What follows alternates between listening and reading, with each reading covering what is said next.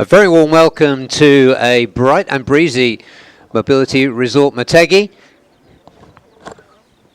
We are here for round 3 of the FIM Asia Road Racing Championship, and we're with a slightly amended schedule, as you may have noticed if you were looking at the graphic on the previous screen before we went live.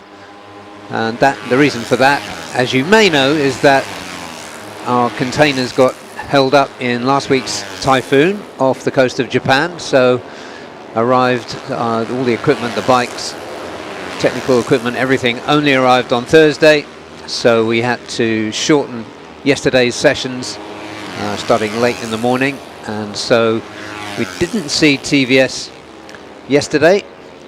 So what we're doing today is we have 2 practice sessions for you, this one now and one at the end of Saturday morning qualifying. So we're going with 20-minute session now. This is the first time the riders have been on track for TVS Racing, and then after Underbone, AP250, 600 and Superbike qualifying, they'll come back again for their second qualifying session, second practice session, and then they'll do their qualifying 1A and 1B after the races are finished this afternoon, so at the end of the afternoon. So that being said, these riders are getting onto their first flying laps now in this 20-minute session. The story of the championship this year, in the absence of Hiroki Ono, who scored a win double here at Motegi on his way to the 2025 championship. In the absence of Hiroki, Ramdan Rosli and Sartak Chavan are nip and tuck for the top place in the standings, and currently, thanks to 3 second places and 1 win, Ramdan has 85 points, and for Sartak he's 5 points behind thanks to 2 wins, 1 second and a 6th, so 85 against 80. After that it's the best of the rest in the shape of Oratilwi Piri, Luis Miguel and Nakib Rifki. One thing we have seen this year is that this series is, which was always competitive, but the number of competitive bikes is increasing. So we're seeing 5 or 6 battling for the win. So we're getting some really thrilling racing from TVS. This is a real multinational, international championship as well, with a whole host of different nationalities, including Malaysia, Indonesia, South Africa, Spain, Japan, of course, Colombia, Portugal, New Zealand, Thailand. So we've seen many nationalities here, and we're joined this weekend by another Spanish rider and by a Nicaraguan rider.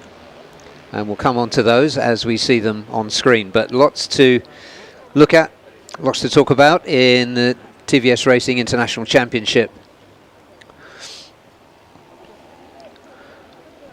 So, looking at what's happening on track now, Ramdan Rosli is quickest with a 208.294 after just 5 minutes or so of qualifying. And to put that in perspective, a good time around here is around the mid 204s or 205. In these cool morning conditions, we should see them around the 205 mark first time out towards the end of the session, I would guess. Also making a quick start here is the experienced Spaniard Vicente Perez-Selfa, newcomer. So we have 2 riders from Spain in this championship. Vicente Perez-Selfa has a good background, having raced in Moto3, having been a Moto3 CIV, that's the Italian championship champion. So it'd be really interesting to see what Vicente can do as a more experienced rider, now 28 years old. And Vicente running the number 19.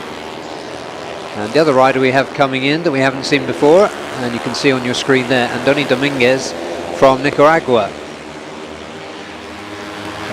know slightly less about him, not such a long track record, a younger rider, but cut his teeth in Supermoto and is also competing very strongly in the Latin Talent Cup. So a couple of exciting riders to look out for, another couple of exciting riders to look out for in this championship. So Andoni running number 20 and Vicente running number 19. There goes Andoni. First time at this circuit. And the number 10, running with the number 20 there, is Oratilwi Piri. Currently third in the championship, some way behind Ramdan and Sartak. But getting better and better. This is his first taste of Mobility Resort Motegi. So we'll see what he can make of that. But Oratilwi has matured a lot since we first saw him in Buriram at the end of last season when he joined as a wild card. And a little wild he was, with a couple of DNFs. But now really putting some good races together and maturing quickly. So now Ramdan bringing the quickest time down to 2:07.3. And half of the field, almost half of the field into the 2:08s, including Vicente, who probably has been here before as a Moto3 rider a long time ago.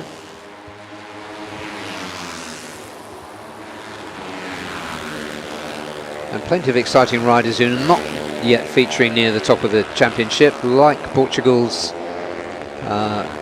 Pedrinho Matos, who really exploded into this series in round 1 at Sepang, scoring a pole position, but crashing out. And speaking of the young South African, Oratilwi, he has just gone top with almost half this 20-minute session gone. So quite a challenge with just 2 20-minute sessions today for the new riders to get used to this. Ramdan and Sartak have been here before, and so have many of the other riders in this field. Oratilwi and Dominguez seem to be partnering up here. Both first-timers, but Oratilwi, of course, with more experience on the TVS RR Apache 310. And just as a reminder, these bikes are running single-cylinder 310cc engines, with the performance smoothed out thanks to the A-Racer engine management. These bikes are really trick machines, more like prototypes to ride. I'm going to bring Daniel in at this point because you've actually ridden one, Daniel. Yeah. No, it's a phenomenal machine. I mean, I've ridden the previous generation, so these are the updated ones. So slight updates compared to last year's TVS machine that we saw.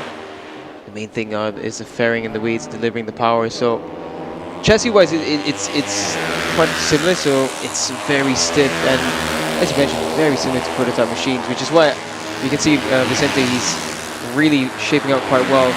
Just looking through, I don't think Vicente actually has ridden Motegi before in Moto3, but nonetheless, you can see how easy it is for him to adapt to this bike. That's just how well TVS has sort of replicated that prototype feel. Yeah, and I tell you what, these two, we've been following them for a while, Oratilwi and Dominguez, and they're 1 and 2 at the top. It's first timers here, so that's impressive.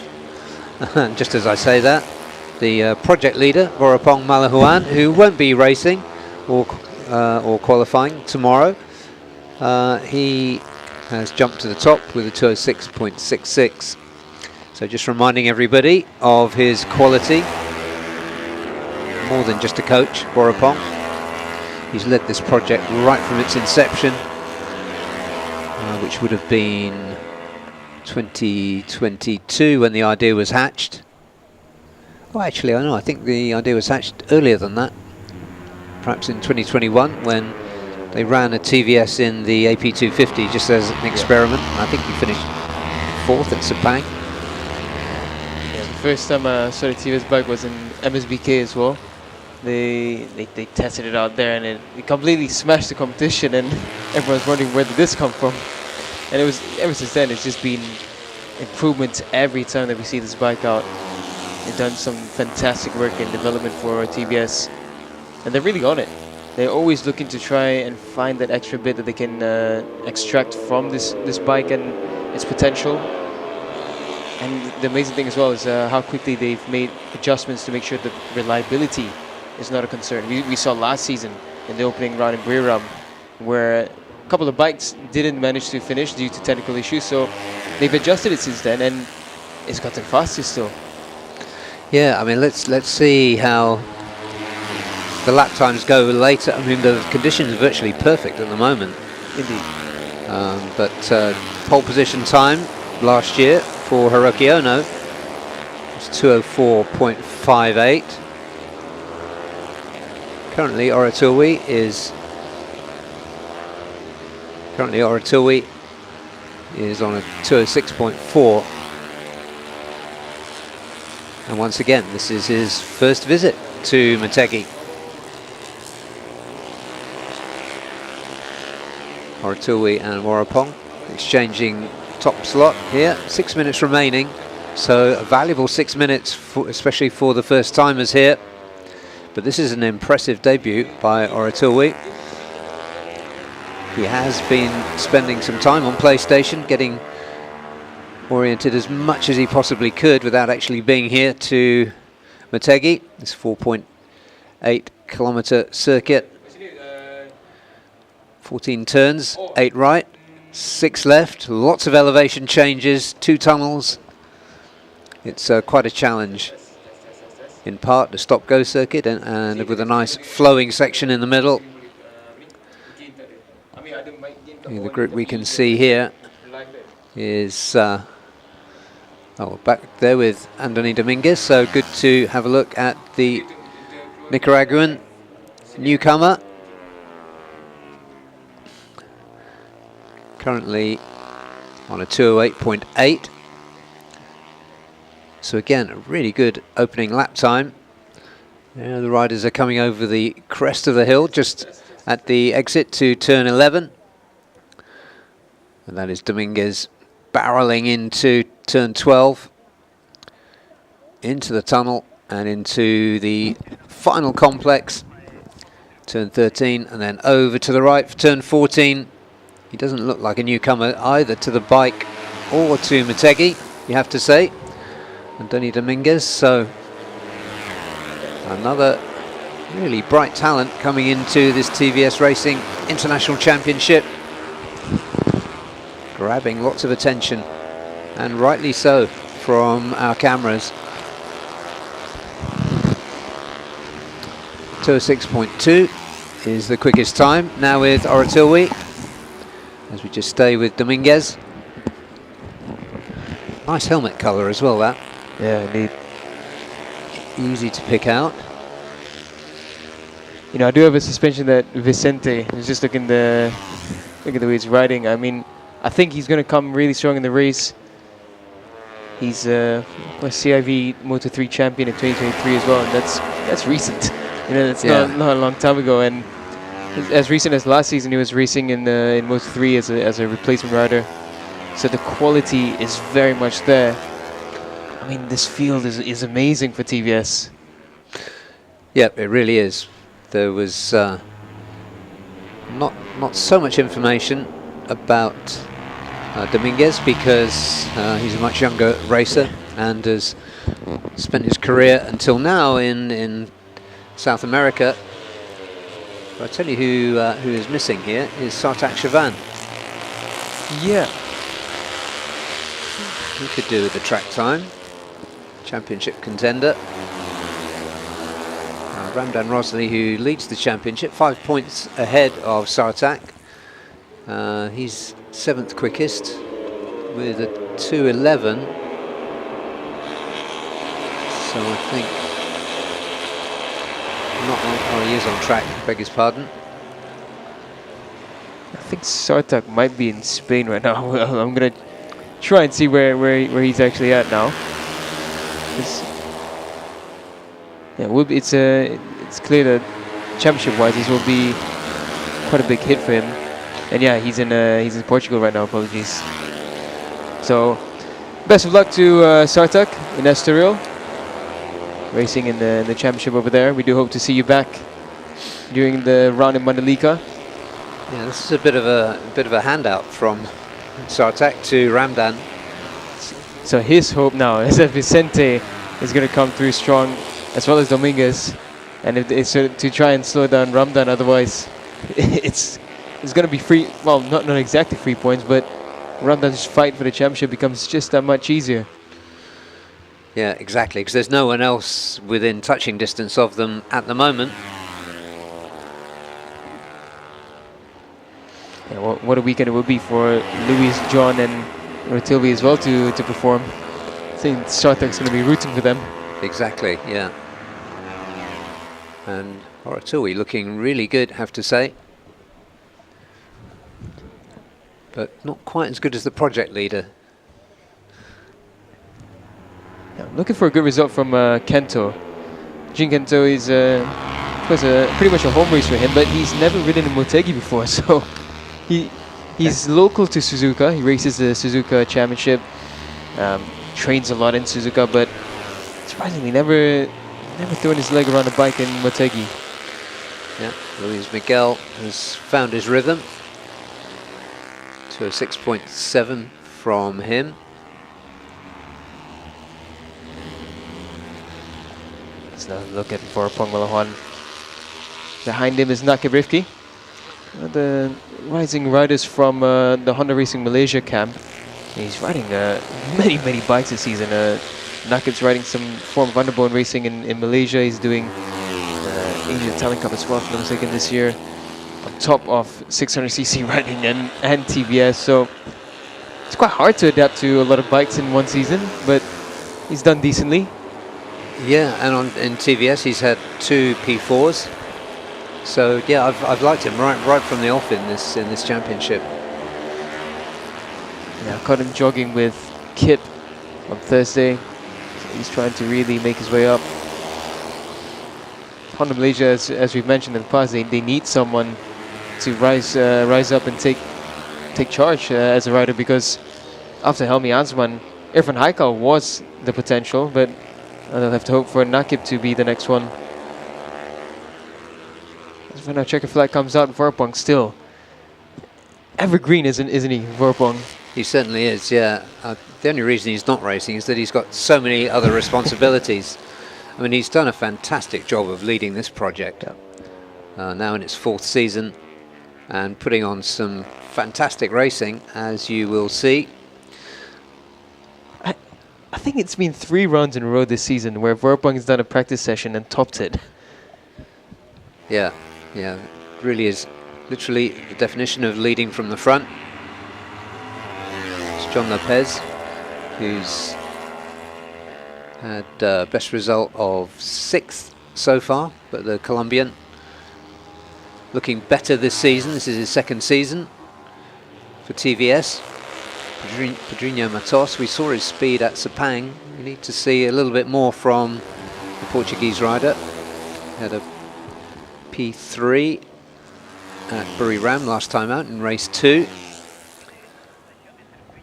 So yeah, this really is packed with potential, especially from these younger riders, and the old spoiler we've got an older spoiler here in Vicente Selva, who's put himself on a 206.7. Yeah, that's just the pure display of quality, isn't it? First time on the TVS bike, probably first time in Motegi as well, and immediately into the top 3. Yeah, that's it, and not rushing it, doing it late in the session. Brilliant work from Vicente. And Oratilwi too, he's obviously got more bike familiarity, but that's impressive the quickest of the competitors.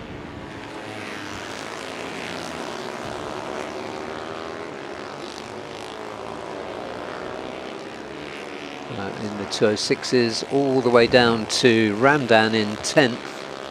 So that was a quiet session from the Malaysian Championship leader.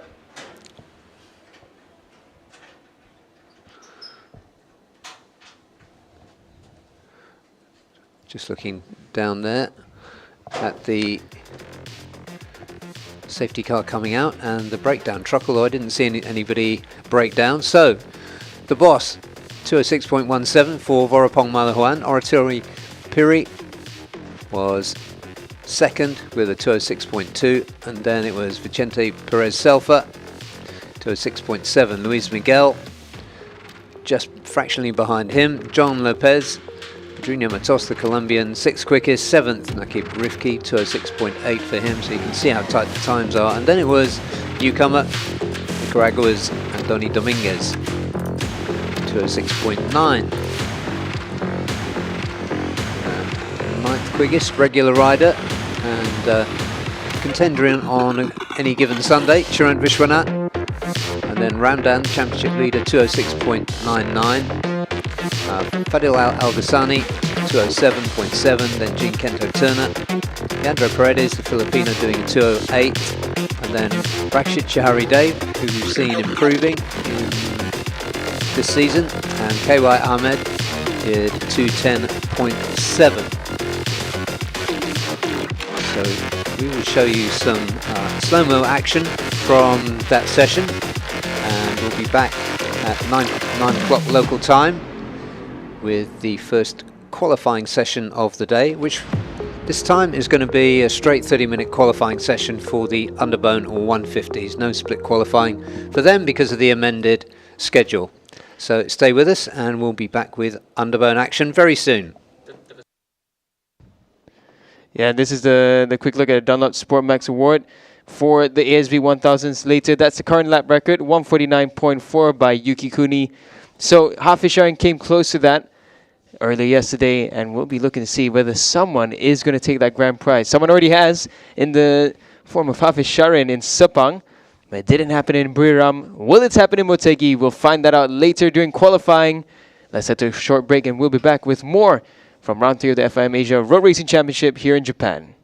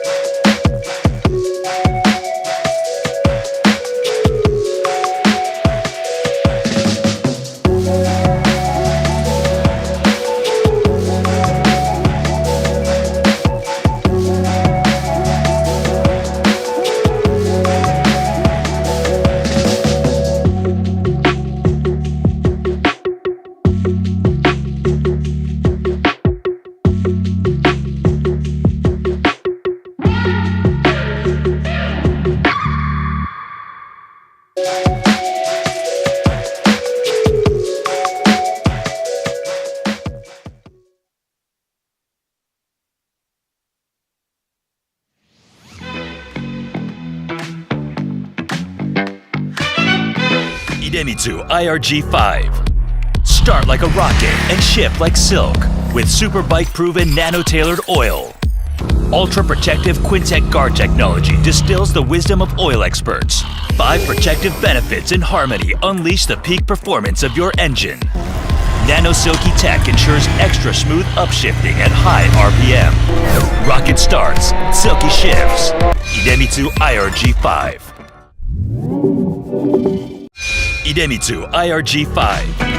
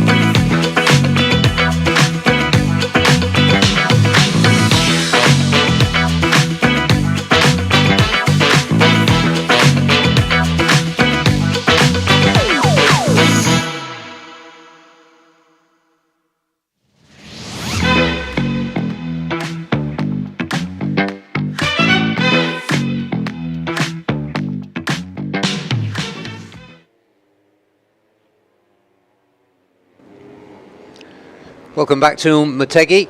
It's Saturday morning and qualifying starts here. You just saw, if you were with us, the first practice session for the TVS Asia One Make Championship on the adjusted schedule. And the format for underbone qualifying this weekend, because of the delays in shipping due to the typhoons, is that they've just got a straightforward 25-minute qualifying session. So no split qualifying, no super pole. Just looking there at John Emerson and Gito stopping at the end of pit lane with some kind of problem with his bike. 117, that's Fadli Ragani. LFN HP 969. Number 92 Vosges there, going well this weekend in the hands of Muzakia Mohammed. He's running there with the number 87 of Nazrul Izzat, 2023 champion. So two riders that know each other very well from Malaysia. And in terms of the championship and the form so far this weekend, well, it's a runaway in championship turns for the 2025 champion, Husni Zainal Fauzi. And he was quickest in both practice sessions yesterday by some margin. He was doing 2:17s in race last year. He scored a win double here last year, and he was doing 2:16s in the dry yesterday. In the damp session they had, he was also quickest by more than a second. So Husni Zainal Fauzi showing incredible form here, and down goes one of the Vosges. Yeah, it's not Muzakir. Yeah, it's a Fizzy, yeah. Okay, so that looked like quite a heavy fall, judging by the damage to the bike. But there is Muzakia running with the two Umi Yamahas of Nazrul and Adib. Identical tactic to yesterday's practice for Muzakia that got him into super pole position. So good job from him. Yeah, if only there was a super pole. Yeah, yeah, it would be a real landmark. But yeah, top 10, top 9. Yeah, yeah. Initially top 6, and then just started dropping down. No, he P4. It was P4. Yeah, yeah. Actually, you're right. It's in P4. That was the screenshot. Yeah. But yeah, this Vosges project really going well under the leadership of Aslan Shah. It is the AS25 Vosges team, Chinese manufacturer, doing an amazing job in catching up the established Yamahas and Hondas in this category.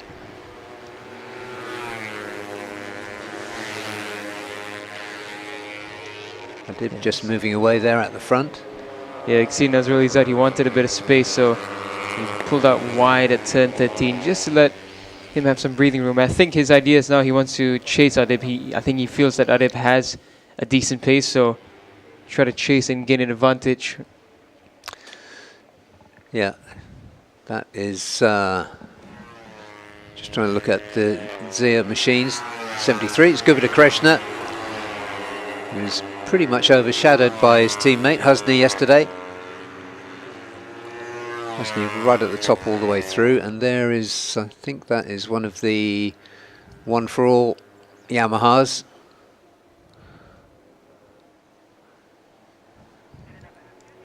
Anyway, back on track. Yeah, back with Gupita. That's Fazrul Sham going through, and Wayuaji Trilaksana, the number 60. And unmistakably for JPND on the Honda is the pink helmeted Kiki Sudirman Manarung.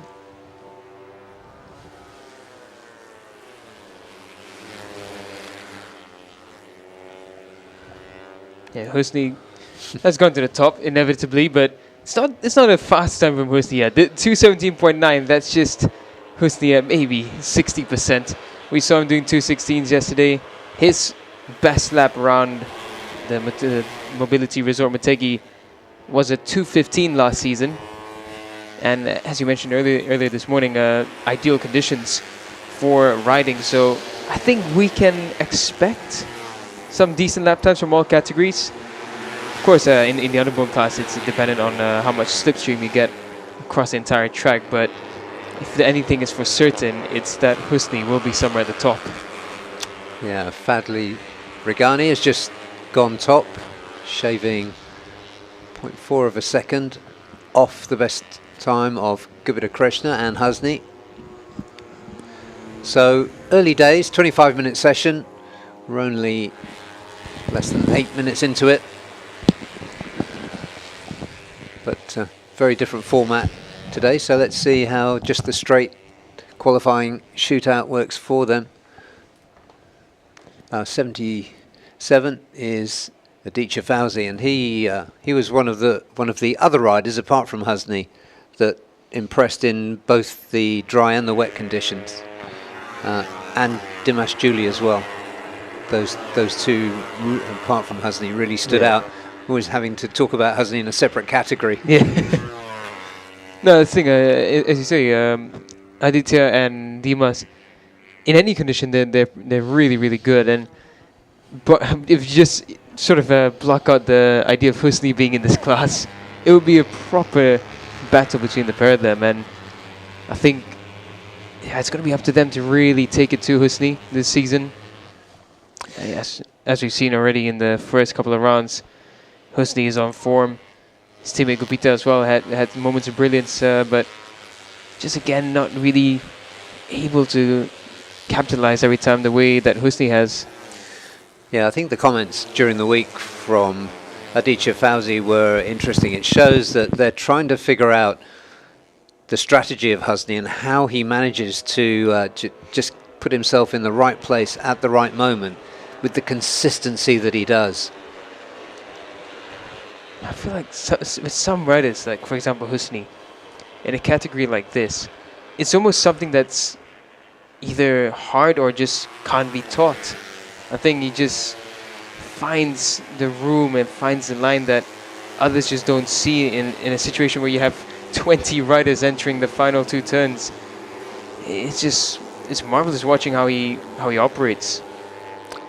Yeah, like you said, there might not be anything to actually learn. It could just be that he's just in one particular zone. Yeah. And is channeling all his kind of ability into that. It's just fascinating. Yeah. It's an the overused word maybe, but it's a phenomenon. Yeah. I mean, he's got a 38-point lead after 4 races. Oh, it's a big crash for Fadli. Yeah. That's a big crash. We're just focusing on the other riders, but good to see that Fadli's walking away. That's a fast one there going into turn 3. Yeah, he'd just gone top as well. So, yeah, unfortunate for Fadli Regani. He's a rider new in this season, looking promising. Anyway, he's uninjured, but the bike will probably need a little bit of straightening out after that. Yeah, I don't think they're going to... Yeah, they won't be able to get it out in the time left, of course, because there's no service road back to the pits. So unfortunate for Fadli, but nevertheless, he's at least set a decent time for himself, so he won't be too far back. Yeah, Taj Roshan making his best showing there, the number 11. Yeah, he's typically gone well around Motegi. Fajrul, of course, one of the more experienced riders in this field. Yeah, interesting collection of colours on the bike. Never seen that combination before. They've got some gold in there that I hadn't previously noticed. And there's Nazrul Izzat, otherwise known as his nickname there on his helmet, Ayoy. So he's probably, I think he seems well positioned for this weekend. The bike seems like it's running well. Hopefully they've rectified whatever the issues were for the past couple of rounds. It's been a real horror show for Nazrul in terms of how the bike has been keeping up for him for the past 2 seasons. Yep, has indeed been smooth so far, and he's in striking distance pretty much all the way through. Okay, shout out for Shirat. Shirat Sauki just put himself to the top with a 2:16.9. So into the 2:16s for the first time in this qualifying session. Half of it gone now, 12.5 minutes left. Adib just taking a look down at his bike as he follows his teammate, the 2023 champion Nazrul Izzat Bahauddin.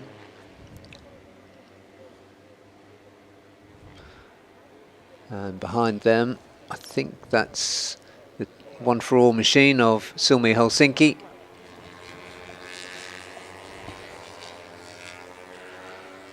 Oh, that's unfortunate. That's April down there. So April's gone off somewhere along his qualifying, about midway through. Yeah, that's unfortunate. He's going to be well back on the grid. The number 95. He hasn't even set a lap time yet, so it looks like it's an early technical issue for April. We'll see that back in his pit box, and I think just some adjustment to be made, but it's definitely not done. No, he looks as cool as a cucumber, doesn't he? So Fadley out, but although he set a good time, and April King out without setting a time at all. And Yamaha LFN HP 969's Shirat currently at the top. Fadley still holding in second.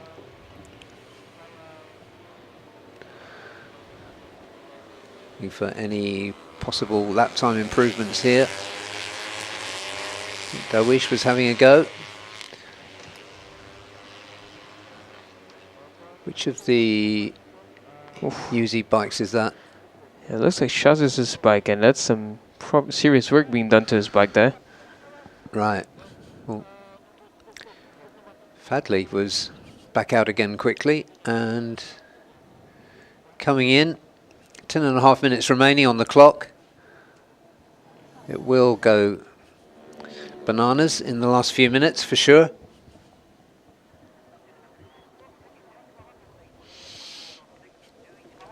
A little bit of a heat haze there, but it's a beautifully cool morning. Yeah, it's nice dry weather that we're having in Motegi. Just what you want for qualifying. Yeah, currently 22 degrees. Beautiful. Yeah, perfect weather. Yeah, the weather's already had a hand in proceedings, thanks to the typhoon that resulted ultimately in the change to the schedule that we've been seeing yesterday and this morning. And we did have several sessions affected by rain yesterday. But for now, conditions perfect, so let's enjoy them. I think nobody out on track at the moment. We got some spectators, as always, in Motegi camping around this enormous area for the track. It's a lot of great spots to sit at. Yeah, this is built as an arena around the old oval. Yep. It just is being carved out as an arena. Yeah, as a result, you've got fantastic viewing spots, and I suspect that gentleman has got his very own spot. It's probably not the first time he's unfolded his chair there.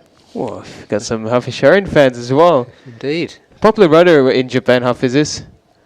Back from his days in Moto2 and MotoGP. He gained quite a decent following in these parts.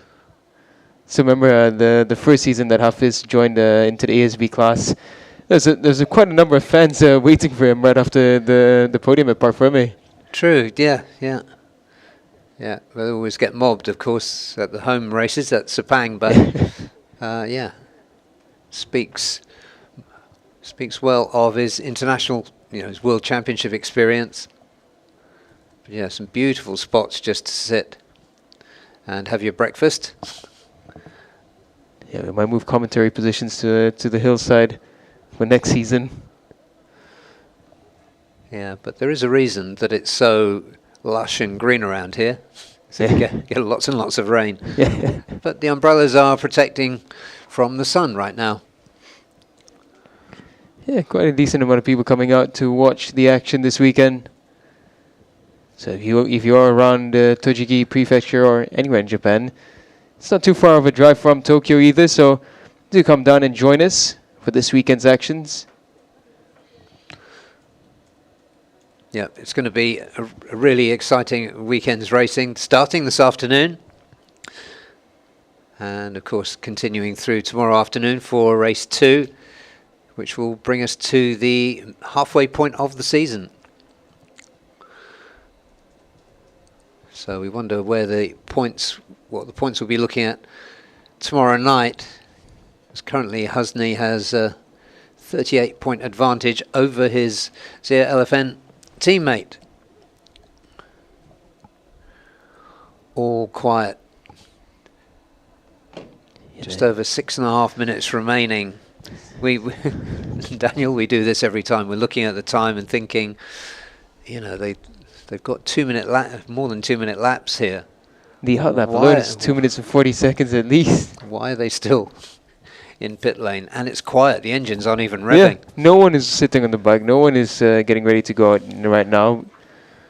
I mean, as we know with underboards, they will be really slow on the out lap, trying to find a group. And that's going to be 2 to 3 minutes just gone like that. So yeah, and then maybe it'll be one yeah. flying lap. It'll all be decided.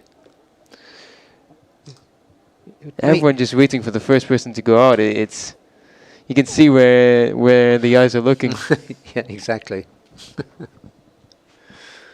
Fudley and is that next to him? That is Fudley and April. So they're back from their excursion through the gravel. Yeah. So provisional pole is with Shirat Saoki right now.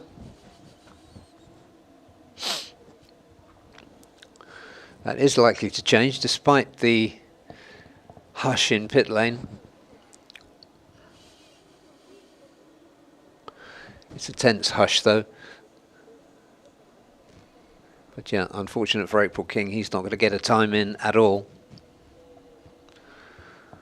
Rendio Ding, another top rider with no decent time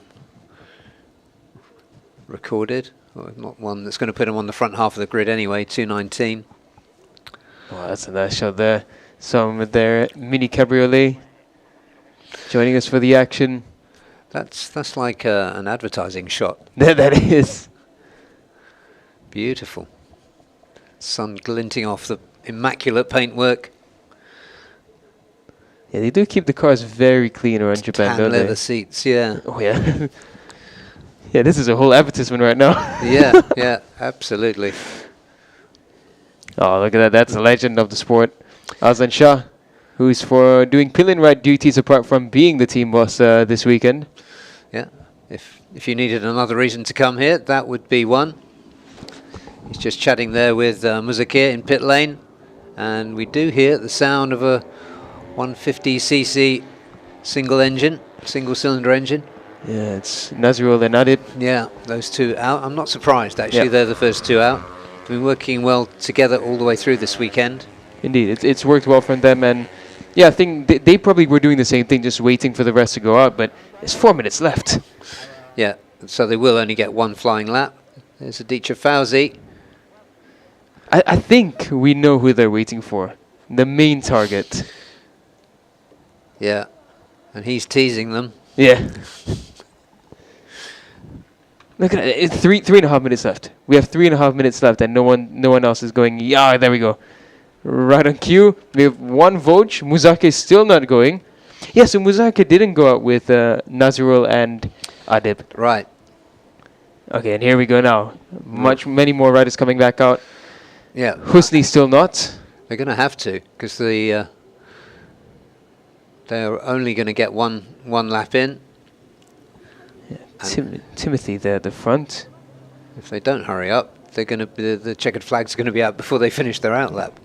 Yeah, so they need to get a move on now, because if they coast around on this out lap, as you mentioned, they won't make it out in time. They won't make it around in time.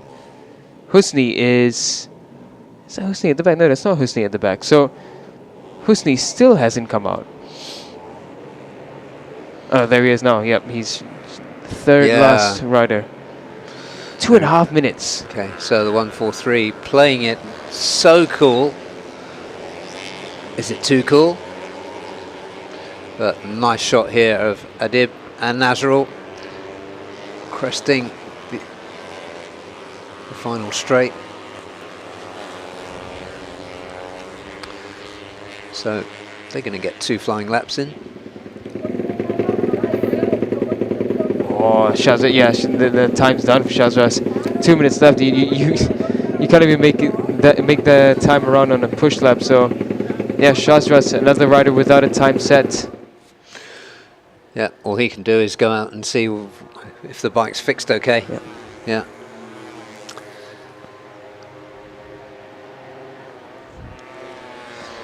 So, credit to Nazrul and Adib for just getting on with it. I don't think they will quite make it around in time for a second flying lap, actually. There's ARRC legend and now team owner, Shawar Yuzi. And here comes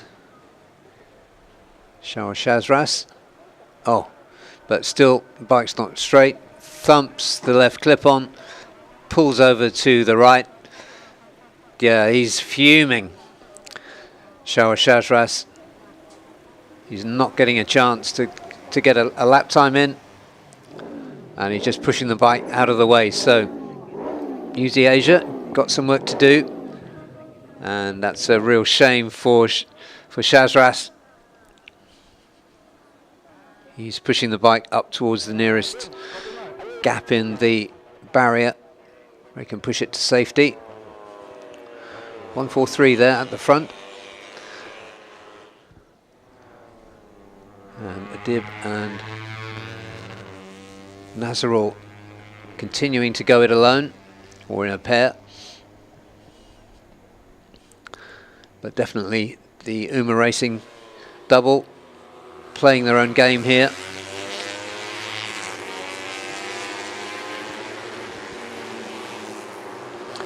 Nazrul takes the lead now. So they come down towards turn 12. No, they won't make it for another flying lap because the checkered flag is coming out right now.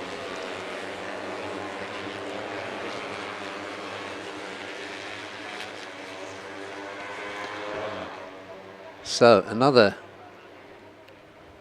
pretty strange session for Underbone 150s.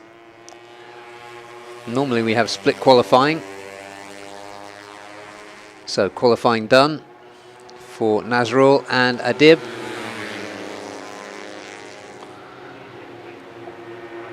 Nazrul P5, Adib P9.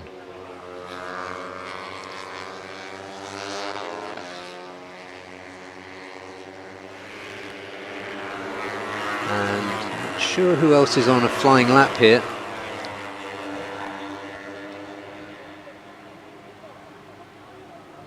That could be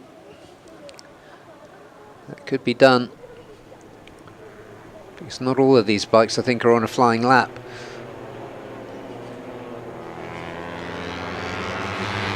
And here we go, Muzakir, John Emerson and Gito showing quick times. Shirat Sauki on the move.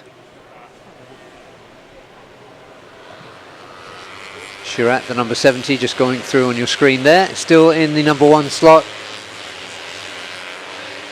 for pole position. Everybody going for it. Very, very late in the day.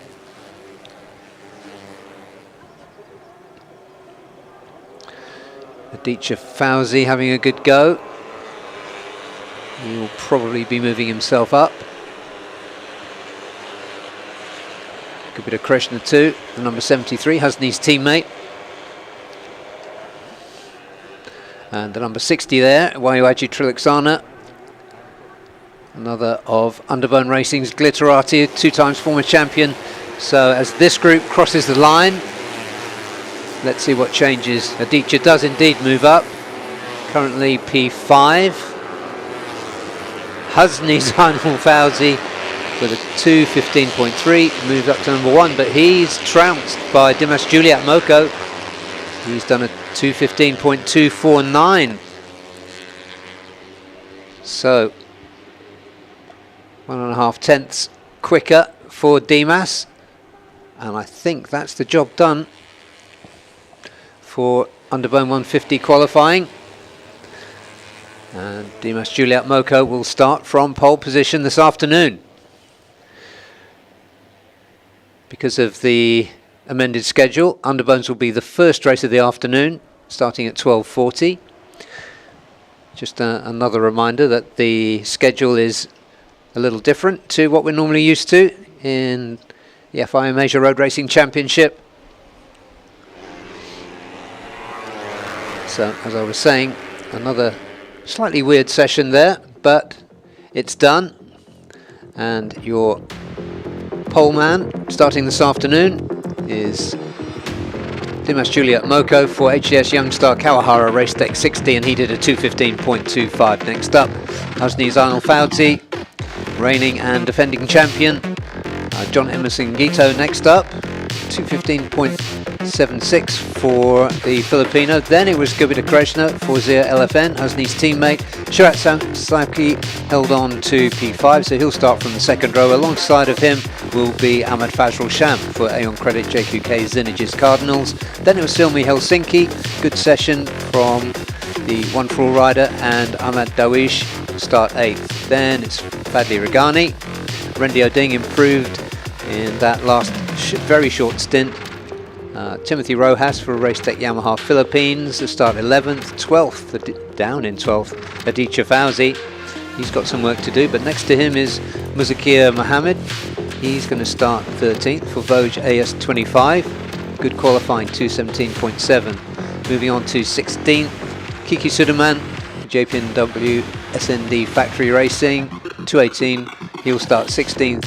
Adib Arshad for Uma Racing will start 17th. 18th, Shafiq Rasol.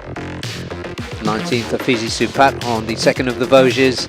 And then no time recorded for April King Moscado. Actual Ilham Safatullah for Team One For All. Or as we saw, the frustrated Shaul Yuzi for Yuzi Asia Team. So, Underbone qualifying done. We do have some qualifying excitement building towards the ASP 1000 later this morning, when there is £1,000,000 up for grabs for the rider who can beat the current qualifying lap record, which stands at 1:49.444, set by Yuki Kuni in his championship year 2024. And yesterday on race tyres, Hafiz Sharin came within 0.4 of a second of doing that. So we're going to be back in about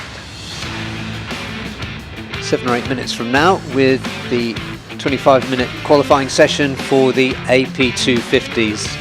And we'll leave you with that slow-mo action in the meantime. Stay with us.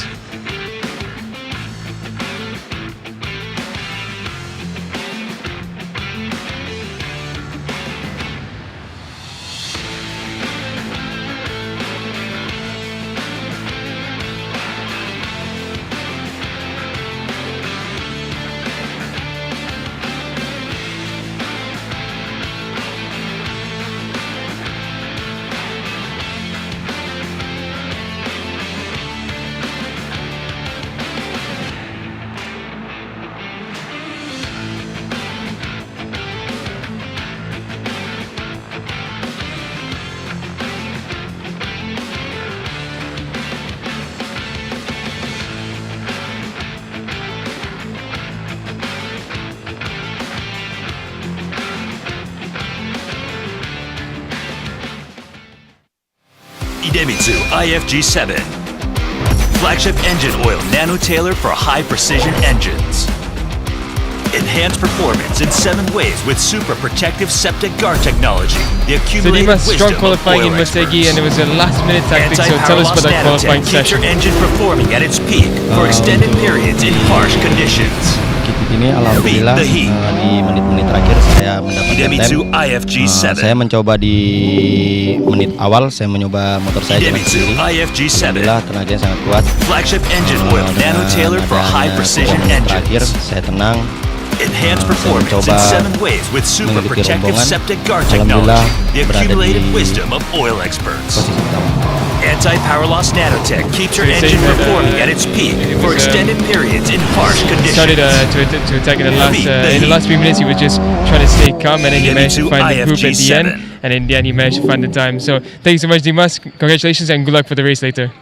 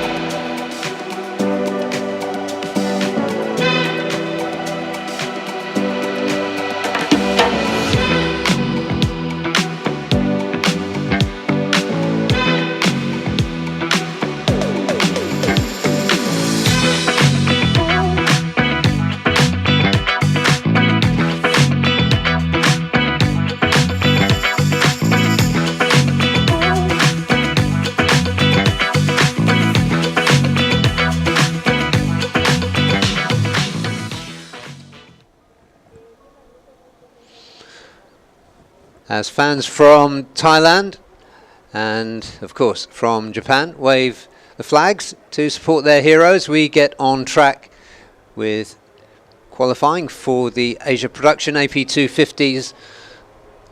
Like all the other categories, we've just clipped their session times by 5 minutes each. So this is a 25-minute qualifying session for race 1 and race 2.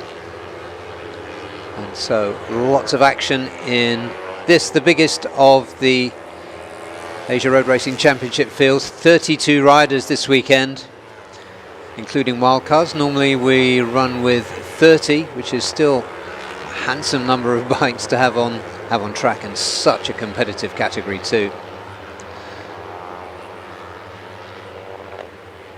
Story of the championship is that it's been a very good opening by Thailand's Kritapat Kankum. Oh, and early problems for Irfan Haikal there. So hopefully he's going to get that fixed and back on track. So a little mechanical issue there for the Motul Asia rider.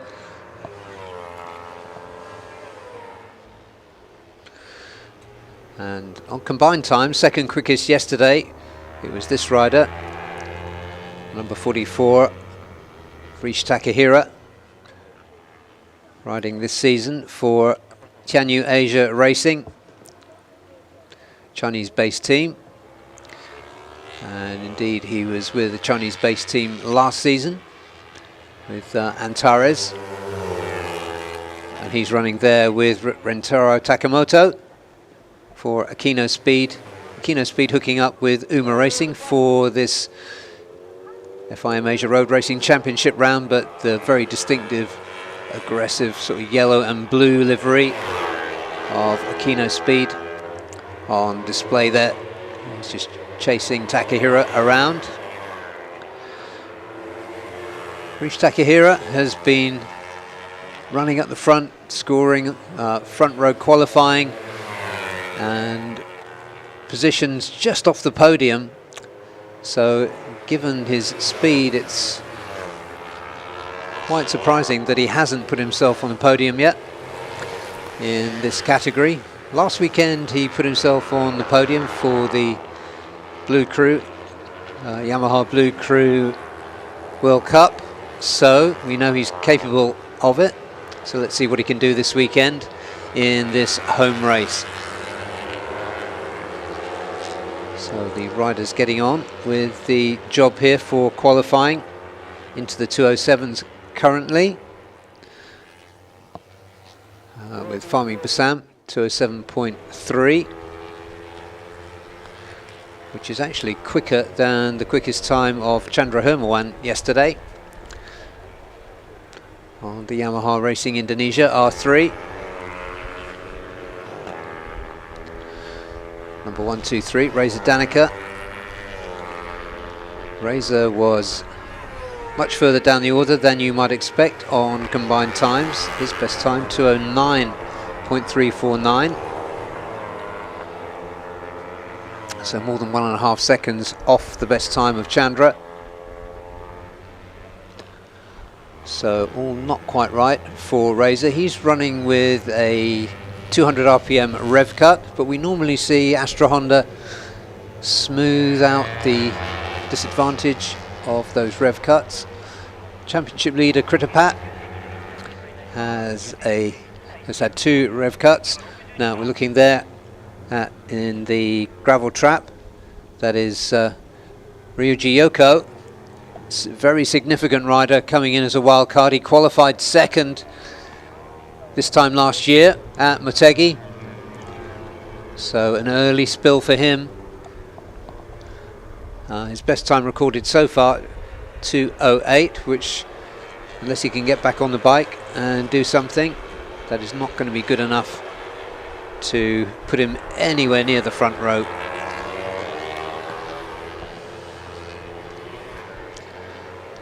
Okay, so another wild card there.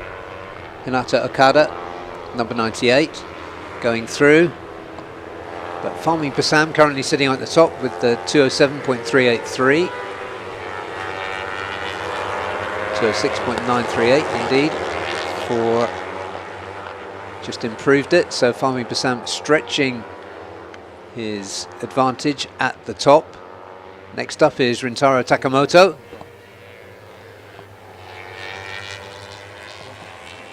And then Rish Takahira.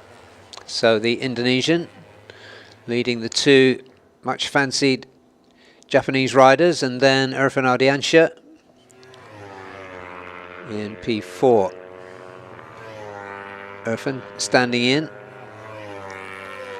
Astra Honda, so welcome return to Astra Honda for Irfan, who did a few seasons with them. Irfan always bringing the action, currently fourth quickest, 208 for him. There's Reza Danica.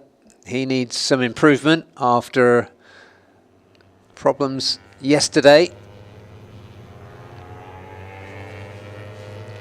Number 12 there, very much in the mix, currently P3 in the championship, Panjarit Chikrulchat.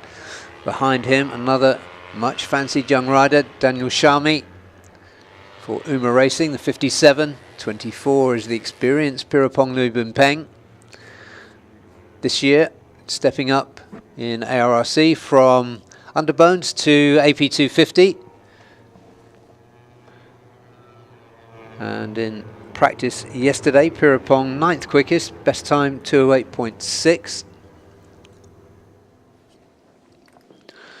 Oh, and down goes the Kawasaki. I think that is the it's the number 40, Shenchen Zhang. So unfortunate crash. Shenchen Zhang, or Antares as he's often known. Yeah, there's a lot of work to do. It's going to take a little bit of buffing out, that Kawasaki, but he's been getting quicker and quicker, and over full race distance been getting within 10 seconds, threatening point scoring, so improving all the time, Shenchen Zhang. But he's not going to get a good start. His teammate on track there has done a 208. That's Unai Kalatuyud. Quickest yesterday was the number 88 leading that group in. That is Yamaha Indonesia's Chandra Hermawan.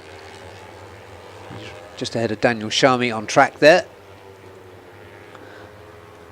And behind them is Pirapong, and behind Pirapong is Hiroki Ono, running as a replacement rider for Honda Racing Vietnam. He started the season as rider coach for the team, and then Viet Tuan injured his leg, broke a leg, racing ironically in Japan. So here is Hiroki Ono as a replacement rider, having already scored a win as a replacement last time out in Buriram. He is now looking for another double. Last season on his way to the TVS Championship, he scored a double here at Motegi, and you wouldn't bet against him doing it again despite the quality of the competition. Times now down into the 206s, the late 206s. Fahmi 206.9. Ono on a 206.985. So it's getting nail-bitingly close, and we're not even halfway through this 25-minute session yet. Ono takes a look around, hand up, just to make sure everybody gets past safely. And peels back in, hand up again, just to make sure everybody knows that he's coming into pit lane for half-time break. There is Reza, currently 9th. Shaking his head there, Reza. It hasn't gone his way so far this weekend. We're looking there at Gao Jiang, the number 11, running there with Hinata Okada, one of the wild cards. Hinata on board for Aeon Credit Cardinals. But Fahmi sits on the top, just ahead by about 0.05 from Hiroki Ono. There is Irfan, who is next on the timing screens right now. Look at the expression from Irfan. Yeah, Irfan looking, rather happier on track than his teammate. Yeah, indeed. Razor this time. Of course, Irfan doesn't have the rev cut, but I wouldn't expect that to have caused the disadvantage that we've seen from Razor so far this weekend. Razor currently P9 with a best time of 2:08.1. So more than a second down from Fahmi's time at the top. Championship leader Kritapat not showing on the main screen here yet. He's currently 22nd and 2.5 seconds down on Fahmi's time. So in the second run, he will come out looking for much improvement. Last season, Kritapat registered a P4 and a win here at Motegi, so he knows his way around, and he's really looking forward to extending his championship lead. That's what he's come here to do, of course. That lead currently stands at 22 points. No, sorry, more than that. 32 points. 482. Right. Anyway, back on track here. Kritapat has a significant lead in the standings.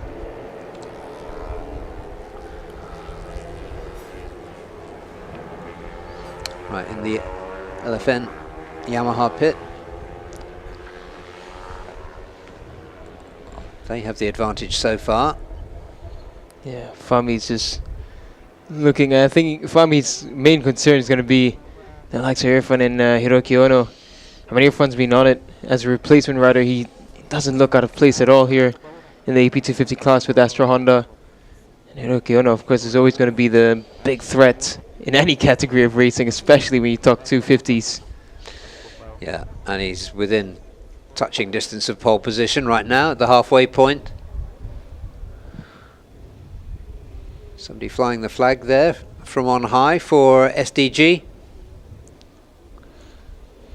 Yeah, we got a lot of fans scattered all around the mobility resort, Motegi. So the designers at SDG doing a pretty good job of cladding their fans. Yeah. There's plenty of good merch around, so I highly encourage you, if you are in Japan, anywhere in Japan, make your journey down to Motegi. Join us for this weekend, because the merchandise for the pit walk is going to be really good to see. And I just had a look at the Ars Taichi and the Kushitani boots, and they have some amazing stuff on display. Even Ayogura's suit. Yeah? Yeah. Okay. So, plenty of reasons to join us here at Motegi this weekend, not least of which will be some fantastic racing. Yeah. Say this 9.5 minutes remaining in this AP250 qualifying session, and lots should be changing. Okay, out comes one of the locals. Yeah. Rintaro and Rintaro on the Kino Speed, yeah. And Hunter Corney right behind him. So not a bad shot from Hunter Corney to sit behind one of the local wildcards, Rintaro. Two young talents on the rise from their respective regions. Yeah, Hunter Corney we saw here last year in TVS. He scored I think a P4 and a P5 without double checking. So he knows his way around. Combined times yesterday, he was a little further down than we might have expected. 26 did a best time of 2:10.9 yesterday. Lu Yin waiting to go out for a second run. Yeah, Yin Lu, she's getting used to the Motegi layout. It's going to take some time. It's not an easy track to adapt quickly to. Xia Juntong there, putting a helping hand in the Tianyu Asia team. Xia Juntong doing some really great racing work back in China as well. Yeah, we know the sport is growing there, both from the point of view of riders and manufacturers coming through. It's just a matter of time. In this championship, of course, we've got Vosges. Yep. that project really starting to bear fruit. Yeah, we're hoping to see the likes of either the ZX or the CFs. Some of the big manufacturers come into play here.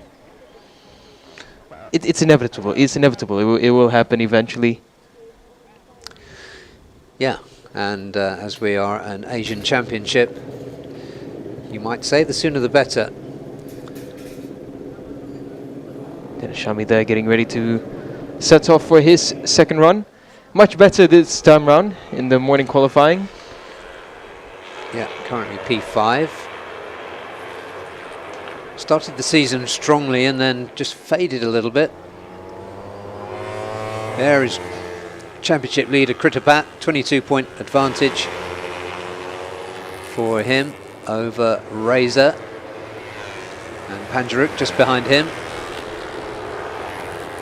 So Kritapat, one of those riders who needs to lift himself a long way up the order in this final 7 minutes of qualifying. 44 leading that group is Rish Takahira for Tianyu Asia Racing, MFZ. Put himself on a Blue Crew World Cup podium last weekend. Has yet to put himself on an AP250 podium despite his speed. Kritapat has lifted himself up 17 places already to P5, so provisional second row for the championship leader. There goes Pirapong just behind him. There's Jazil Jarami. Hunter Corny right in front of Pirapong there.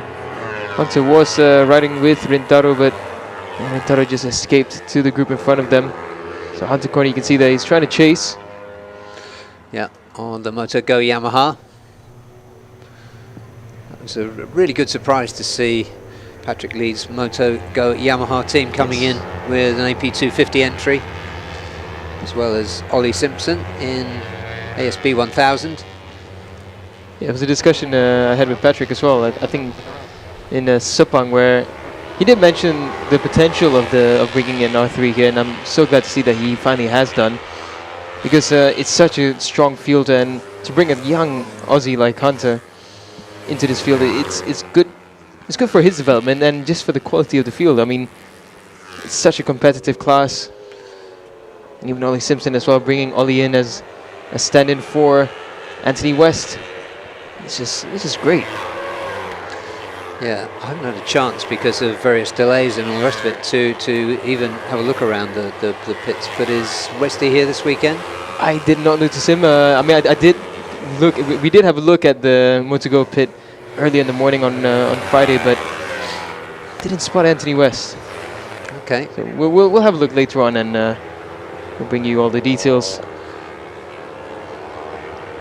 The Akino Speeds, Rintaro, Takamoto looking strong in that group. Fami remains at the top. Hiroki Ono remains second. Kritapat has lifted himself up to P3, just a tenth or so slower from the two at the top. Now that's interesting. Yeah. Hiroki doesn't seem to... Well, body language-wise, he doesn't seem like he's hurrying to get out, and there's only 4.5 minutes left. Yeah, that's a really interesting one, because you know how much he loves pole positions and wins. Yeah, this is unlike Hiroki Ono, or does he know something that we don't, and he fancies just saving his energy for the race later, which is unlike Hiroki Ono, but... Yeah, and I'll tell you what, Kritapat is on a fast lap at the moment as well, so he could be threatening. Oh, look at Rintaro Takamoto right behind Kritapat. Oh, yeah, I don't think this time around it's going to work. I think it was a bit too much of a battle between Reach, Rintaro and Kritapat there. It's made him lose time, and as you can see what Takamoto's plan is. Kritapat, you look quick, let me follow. Yeah, despite the 400 rev cut, 100 RPM rev cut, no real disadvantage being shown. Yeah, he's really trying to orientate himself. Kritapat is riding hard though. I mean, there's one shot of him exiting the last turn earlier. No one is sending it that aggressively on the right side as Kritapat. Unai's in this group. Oh, and there we go. Here he comes now, Hiroki Ono. This is one of those very strange tactics that works usually well for Hiroki Ono. You need such confidence to do that. I mean, like he got proper swagger just coming out of the pit lane that way. Like, just absolutely. So the sheer confidence in Hiroki. Is there going to be some last-minute heartbreak for the other 31 riders in this field? You know what? Hiroki Ono, he's done it perfectly. He's right behind this quick group now. That perfect exit from pit lane. There he is now, right at the back of it. Yeah. Oh my. How does he do it? How does he time everything this way? Well, he's got so much experience. That is a good example of what experience can give you, just to be that cool with the clock ticking down as it is. Yeah, so you've got this group here led by Rishi Takahira. Jasov Jerami is at the back of it, and then there's several bike lengths back to Hiroki Ono. As you were saying, Daniel, probably enough to give him a tow when he needs it. Yeah, good job from Jazo as well to be sticking with this group. This will be mega beneficial for him. Got plenty of fast riders with him. Aikiyoshi, who's improving as well, is in that group. Onto Corny, also finds himself in this mix. Unai is trying to find some improvements, but it seems like the Kawasaki's are struggling a little bit more here in Motegi. Especially at a track where you need the torque, and Aikiyoshi. Oh! Elbows. Aiki and Raikou going, as he said, elbow to elbow. Let's have a replay of that. Aiki just wanted that inside line, and on the exit, Raikou did not see it coming. Aiki tries to exit wide, and they touch there. And I think they're going to touch again, just as they straighten up. Yeah, look at it here. It's just like, get off. Yeah. Was it stop touching me? Yeah, something like that, yeah. Oh, there he is. There's Hiroki Ono, just over there. Fami Basam's in a good place, and so is Gary Salim. They're going to have Hiroki Ono as a reference in front. Yeah, and behind them being their reference for Yulin too. Well, it's fascinating. We have two fast groups to follow. Reza's in this group. Afif Amran as well has found himself right behind Reza Danica. Afif is currently down at 26, but he has been improving on this lap, so can Afif, in his replacement ride, jump up? And he jumps up to 22nd. Still not enough for Afif. Tepe Kugawa goes up to 11th. Galang Hendra, finally a decent lap from Galang. He's up into 7th. Yep, it's all going to be decided on this last flying lap, that's for sure. There's Chandra at the front of this group, fastest in free practice yesterday.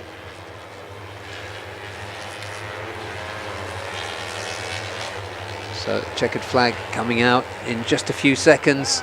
Oh, as down goes one of the Yamahas there, rider winded. That's, is that Galang? Can't quite see who that is. No, it's not Galang. That is Al Diaz. So, final lap pressure just a little bit much there. Irfan got through before that, and he's on a quick lap. There is Irfan, the number 16. Hiroki Ono has just done a very quick sector 1 and the best sector 2 of the session, number 76. There he is going around the outside. He might be held up by the riders in front of him now.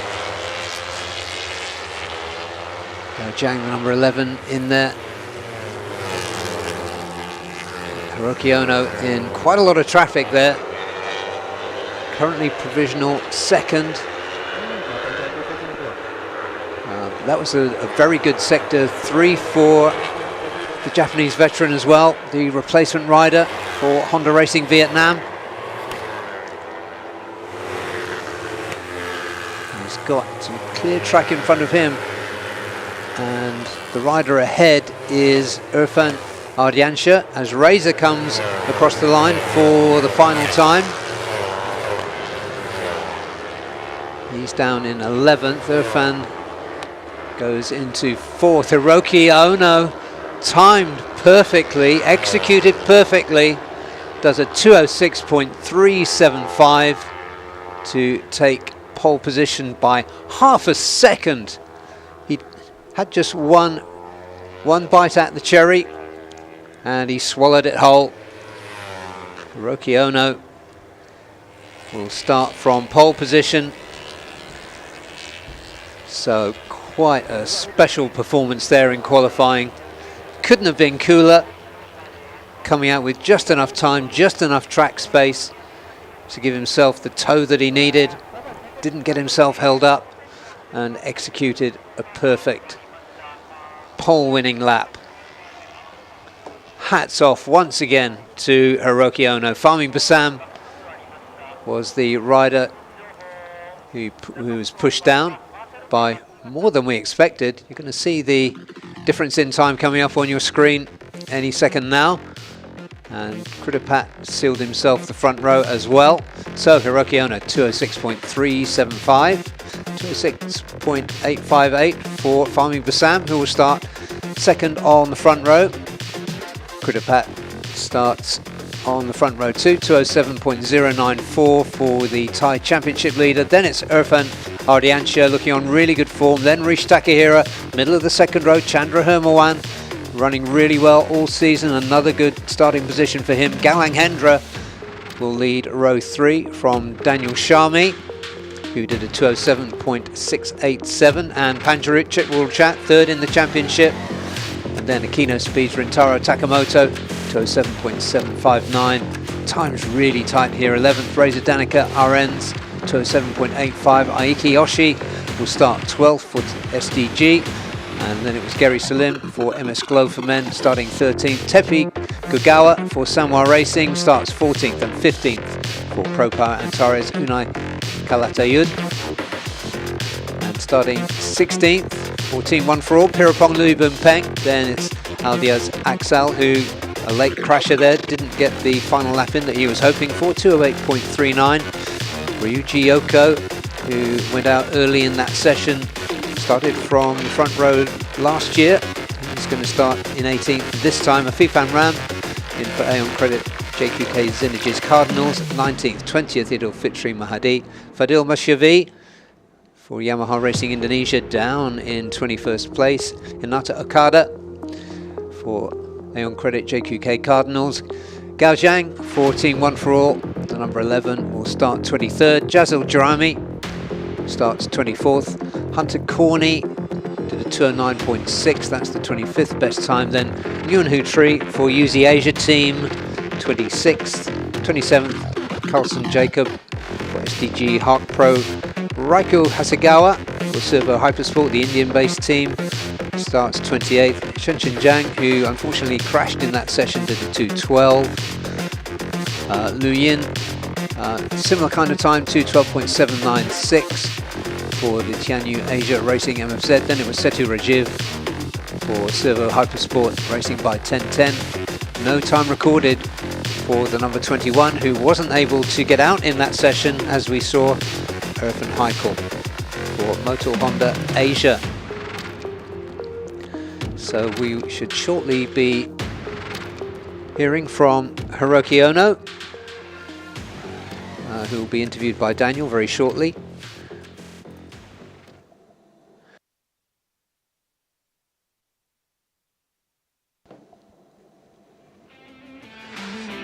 Just take a look at that session one more time, the highlights. Rintaro Takamoto featuring strongly all the way through for Akino Speed. Fahmi Bassam, number 222, led that session for a long time, but that was an early exit there for Yoko, who ran so well in qualifying last season. Wasn't to be this time around. There goes Fahmi, number 98, Hinata Okada. And that was the painful exit there for Shunchen Zhang. Pro Power Antares bike dragged off there. Number 74 is Hunter Corney, 24 is Pirapong. And as we got into the final 5 or 6 minutes, Kridapat moved himself up from way down the order in 22nd, quickly up to 5th, and then ultimately to 3rd. And there was that argy-bargy between the two Japanese riders. Kiyoshi just coming off better there. And number 1, 2, 3, Razor Danica. Once again, further down the order than you might expect, and that was the leg crash for Eldiaz Axel. And this was the perfect final lap for Hiroki Ono. Kept himself clean all the way through. Beautifully judged timing, beautifully judged lap. Perfect job to claim pole position for race 1 this afternoon and race 2 tomorrow. What a phenomenal performance. We look forward to hearing from him and Daniel when Daniel can get hold of him down in pit lane in the technical area. I think we're going over to Daniel right now. Hiroki Ono, it was the perfect qualifying tactic. You were waiting. At 4 minutes, you were still looking at the screen, and then you went. But the question is, how did you find the space for that lap? There was a lot of traffic. Yeah, difficult situation for always AP250 because in qualifying, everybody waiting as a rider, everybody want to use the slipstream. Yeah, from also I want to use the slipstream. Yeah, I wait the end of the session. Yeah, only last lap, I focus to 100%. Then I make a good lap time, but still not happy feeling. Yeah, for race, yeah, I adjust some point. Then we will see race 1. You were almost 0.5 faster for your pole position, so you still think you can find a bit more? Yeah, of course, I want to target 2 minute 5, but today is just a little bit difficult. Well, we can't wait to say good luck for the race, Hiroki. Thank you very much.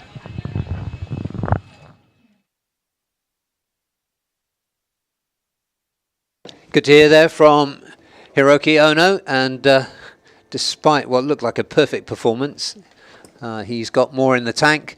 Well, let's see who's got enough in the tank to beat the 149.444 ASB 1000 lap record set by Yuki Kuni back in 2024. Well, yesterday, Hafiz Shirin became within 4/10 of that time on race tyres. So it's almost certain in these perfect conditions that the 1 million yen is going to go to someone. Will it be Hafiz, or could it be one of the close rivals? There are 3 or 4 riders in ASB 1000. So stay with us for the climax of qualifying later on this morning. We're going to take a short break now, and when we come back, it will be with a 25-minute qualifying session for Supersport 600s. We're at Mobility Resort Motegi for round 3 of the FIM Asia Road Racing Championship.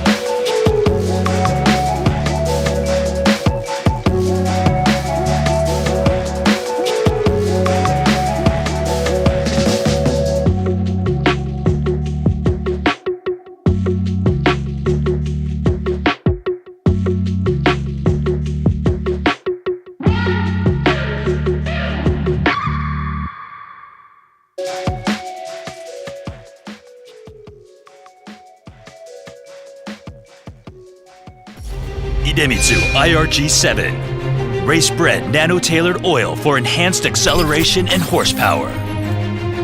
Even in harsh conditions, the 7 protective benefits of septic guard technology keep your engine performing at its peak. Even a split-second advantage can change everything. Born to win. Idemitsu IRG7.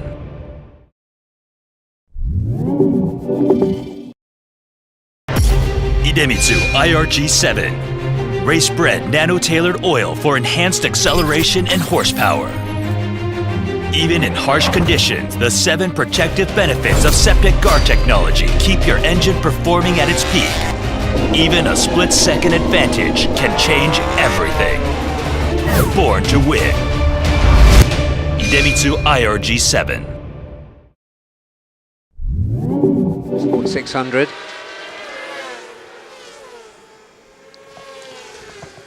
And we have a few wildcards, Daniel, that could make a difference here. Yeah, indeed. I'm going to be looking at Okubo. Okubo's looked really on it. I think he has the most potential right now to really take it to the likes of Kasma and Tanat. Kyle, I really want to see more from Kyle. I think Kyle didn't have the best days yesterday, especially after how good he's been in the first opening 2 rounds. Sure, and a podium last year. So Exactly, we know he goes well around here. So yeah, that's a good call. There is Karolidin Powie, also looking for better days in 2026. He did a 154.699 in the final session yesterday, late afternoon. Running there with the number 36 for Yamaha Racing Indonesia. It's Ferozi Torakatula. Second season now in Supersport after finishing second in the AP 250 Championship.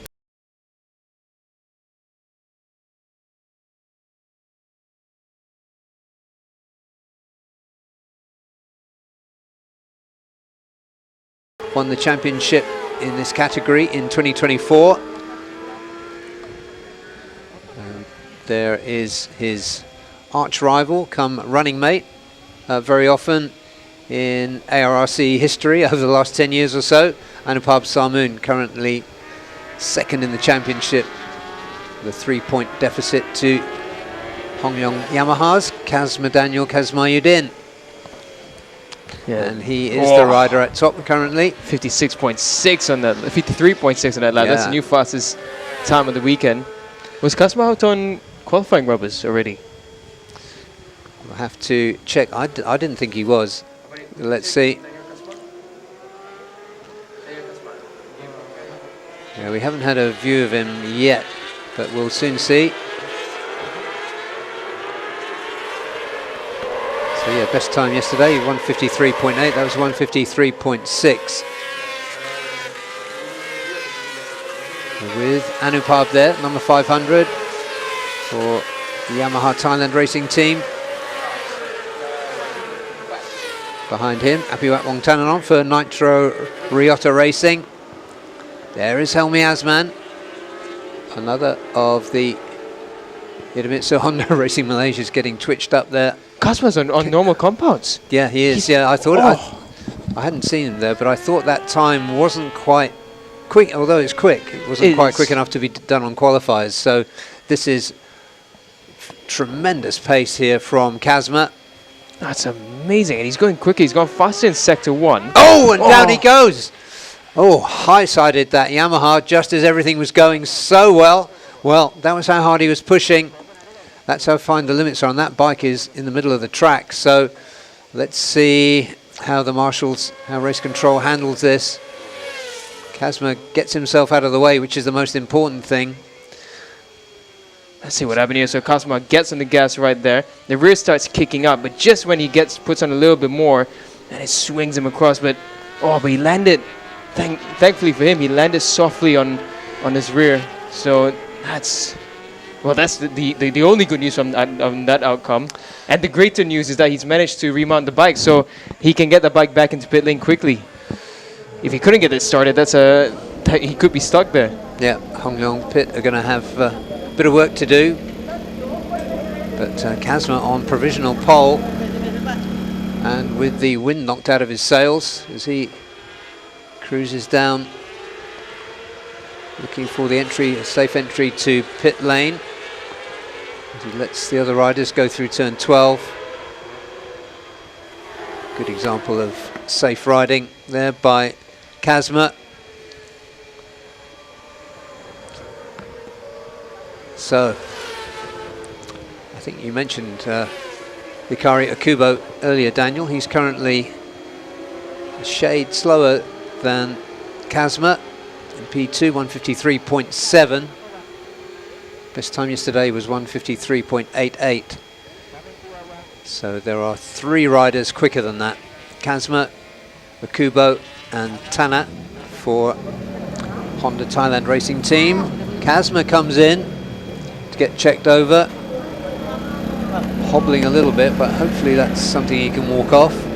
Yeah, he's okay. That's good to see. And he's got more than 15 minutes remaining.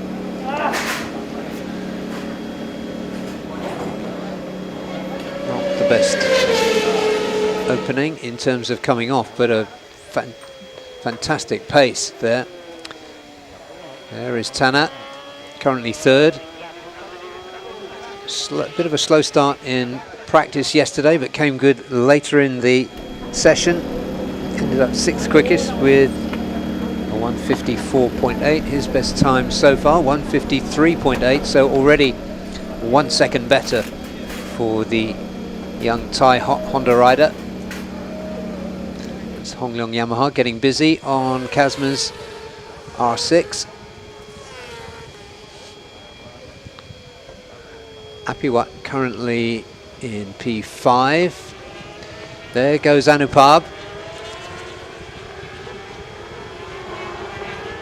Second in the championship, just a 3-point gap to Kazma, as we were saying. And in comes Anupab. And in comes Zhao Tianhao for Victor Racing. Chinese rider currently 9.6 seconds off Kazma's best time. So 14 minutes remaining. So we're gonna, looks like everybody's been out so far on race tyres. There goes Helmi into the Idemitsu Honda Racing Malaysia garage. But you can be confident that a lot of these riders, probably most of them, are going to come out on qualifying rear tyres, and you'll be able to see, of course, if they have that green flash on them. Anupab looking quite comfortable, 154.2. Just looking at the qualifying times last year in qualifying rubbers, Kazma was the fastest with a 53.0. Closest to him was Adinat Putra, who has already graduated from this class. He's done a 53.2 in that time. So in the lower 53s is what we'll be looking for. Kazma was on course, had he completed a lap, probably for a mid 53 again. So it's already a good start for Kazma. With qualifying rubbers in these temperatures, I think we might break 52. Yeah, I think so. It's going to give them more of a lift. Yeah. Because the cooler track temperatures. You've just been outside, Daniel. What would you estimate the temperature at? I feel like track temps are closer to 40 now. Because Okay. the sun is quite intense, but you have enough of a breeze that it still feels cool. So it's ideal. It's perfect. Yeah, it really is perfect. And very shortly we'll be talking about the Dunlop Sportsmax Award for ASB 1000. Who's going to trouser that this afternoon? Or Indeed. this morning, rather. Yeah, the lap times, and another factor that's coming in as well is because we've got a resurfaced Motegi this time compared to last year. So the resurfacing does give extra grip. And I was having a chat with a few people, and they said the one issue is that sometimes there's too much grip when you're on fresh rubber. But once you get a couple of laps in, it does allow for enough slippage that it's just at the right amount.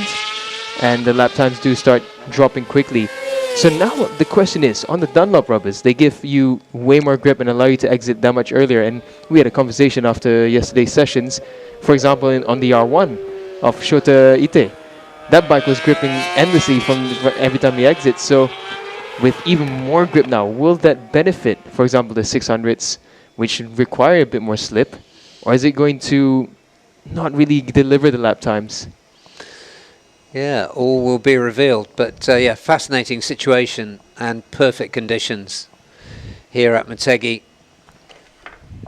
Really enjoying the temperatures. Yeah. But you coming in from Malaysia, me coming in from Thailand, Oh, whereas unbearably hot and humid. This is beautiful here. It's perfect. It's the weather that we would like every day. Exactly, like English summer. Yeah. Actually, good English summer. Yeah, without the rain, yeah. Yeah. That's Cosmos Okay. bike getting worked on. That didn't seem too much damage, although it did take quite a big whack. So I imagine, yeah, the clip-ons, the foot pegs, those will need a quick replacement, which won't take too long, hopefully. It looks like a rear shock's been taken off. Or, no, sorry, that's just a can of spray. So yeah, it looks like mainly just clip-on and perhaps a brake lever. Still going to be a bit of work, but I think Cosmo will be able to head out for his qualifying rubber. Yeah, doesn't always have the best running qualifying, does he, Kazma? No, yeah, not at all. Seems prone to misfortune. Oh, it's one of my favorite cars ever, that one. Yeah. Great shot from our cameraman. Yeah, doing some. Could have a little bit of a sideline here in advertising shots. That's another gorgeous one. Yeah, and good impression there of what it's like around here. Yeah. In this arena, as you were saying earlier, Daniel. So many places to watch. Oh, that's something. That is special. Now that's a way to get around Motegi. You can see that you can fold the windshield on. That's Isn't that a 1960s truck? I don't know. If I'm mistaken, I think it's an old Land Rover or something. But it's amazing to see. Got a family out there as well. Oh, a lot of families. It seems, yeah. This is great to see. Just stop up just above the old oval track. Open the back of the car. Get the picnic out. Yeah. What are we doing here? Yeah, I should have brought a coffee machine in the back of ours. Absolutely. There's a great shot of the flag that's just sitting in the middle of the track, right at the hill. Yeah, some Yamaha fans there. Gentleman in the Honda camp as well. Tell you what, our cameramen are doing great because this is a long way across for them to get these shots. It is, yeah. Shout out to the cameramen and the production team for the equipment. Yeah, absolutely, and what they're doing with it especially. So yeah, there we go. Green flash, of course. And there's only 8.5 minutes remaining, so you can expect all these bikes are going to be on qualifying rear tyres. Yeah, it's business time now. So Cosmos bike still getting worked on. They're getting that brake lever fitted back. This is actually going to be really close. They haven't gotten the clip-on parts onto it yet. Yeah, but we can see how quickly Kazma gets onto the pace. Yesterday morning, when he set the fastest time in FP1, he did that I think on his second flying lap. So if they do get him out with a few minutes remaining, he should be able to do something. But he's still sitting on provisional pole, but you know that's not going to last forever. Not in this category. Yeah, Cosmo there, eager to head out. He's seeing everyone else heading out now. But he's always positive, and that's great to see. Well, he knows he's done what he can do so far, which is a phenomenal time on race rubber. And now it's up to his team to try and get that bike fixed for another lap or two. Yeah, and it's the first error for him. We didn't see him running off anywhere yesterday either, so yeah, just an unfortunate error for him, just trying to push a bit too hard. But at least he knows where the limit is. He knows how good he is when he's comfortable now. So yeah, I think he can hold his head very high. Hikari Okubo there, wasting no time at all. Love that. Yeah, you just saw he got a really good run there. And he's just thinking, slipstream, what slipstream? I'll go. He's done a fantastic job already. Oh. Whoa. Okay. Well, race control is gonna change of plan. That's gonna be a few heads shaking in disapproval in race control. But there goes Hikari Okubo on the Sanwa livery. Yeah, it's kind of simple, but so distinctive. I love what he's doing. He's just getting right on with business, head down, straight push on forward. Hikari Okubo yesterday, second fastest in combined practice. And that's pretty much why he's got this confidence in him. And now he knows, especially with Kazuma, potentially, if they don't get that bike mended in time, this is Hikari Okubo's opportunity to take pole position. So what's looking for Sector 1? It should be quick for Okubo. Comes around turn 3 into turn 4. Yeah, it's just a 10th off. But I think where this rear tire is going to really function is going to be in Sector 2 and Sector 3. He does have one more lap after this as well. Yeah, is it three laps on 3 flying laps for Supersport? I have to check, but I think it was 2 actually after the incidences in Buriram with Wahyu. I think Wahyu did 4 or 5 laps in total. Yeah, well, shout out to Dunlop. Yeah, because he did it on his final lap as well, so brilliant work. Oh, look at the chatter there. Oh, it's a lot of chatter from Okubo, but he's keeping it pinned. Brilliant. Yeah, he's ignoring that. So 2/10 off as of right now. So again, this is going to be an opportunity for Okubo to understand the qualifying compound right now. Let's have another look in slow motion. Let's see what it looks like in slow motion. It looks like it's bucking, doesn't it? Yeah. It's, I think it's just the amount of grip that the track is giving him. Yeah. Those tires are just sticking, and yeah, it's nothing wrong with this riding. Oh, here he goes. Yeah. Kazuma on qualifying rubbers with 4.5 minutes to go. He will be able to do 2 laps. Yeah, he's got a serious shout of getting his pole position into a real pole position. Kubo crosses the finish line again. Oh, Kubo fastest Sector 4, so 53.663. He is 0.026 away from Kazuma, and here's his second lap now. I think this should be the one. Everyone behind Okubo are just wasting time. I think they're all just waiting for the next person to push, but they've burnt 1 lap already. Yeah, exactly. And Okubo, as a rider who knows Motegi better than most of the field here, he seems to be doing the right thing. If you like, getting just held up slightly there, I think, by Hergen. But really, they need to pull the pin now. Anupab at the front of this group. Here's Keisuke Tanaka. He's improving through Sector 2 and Sector 3. Keisuke comes across the line in 8th. So Keisuke doing a good job. He's on his own for Nitro. And now he goes up into 8th, so 1 more lap to go. In Sector 1, none of the riders on screen have improved. They're too close to each other. It makes sense in the 250 class. Yeah. Okubo, look at that in Sector 2. He's gone quickest. I mean, he's clearly, obviously doing the right thing by making the most of the qualifying Dunlop. Yeah, it's a little mystifying why the others seem to be wasting it. There he goes, number 78 for Sanwa Racing Team. Oh, 3 more turns for Okubo. Anupab just set the fastest second sector, but Okubo right now is still quicker overall. Let's see what Sector 3 looks like for Okubo. Yeah, it's close, but it's not enough. Yeah, you could see Anupab just breaking away from that group of riders. Indeed. Anupab at clear space. Here comes Okubo now for his second flying lap.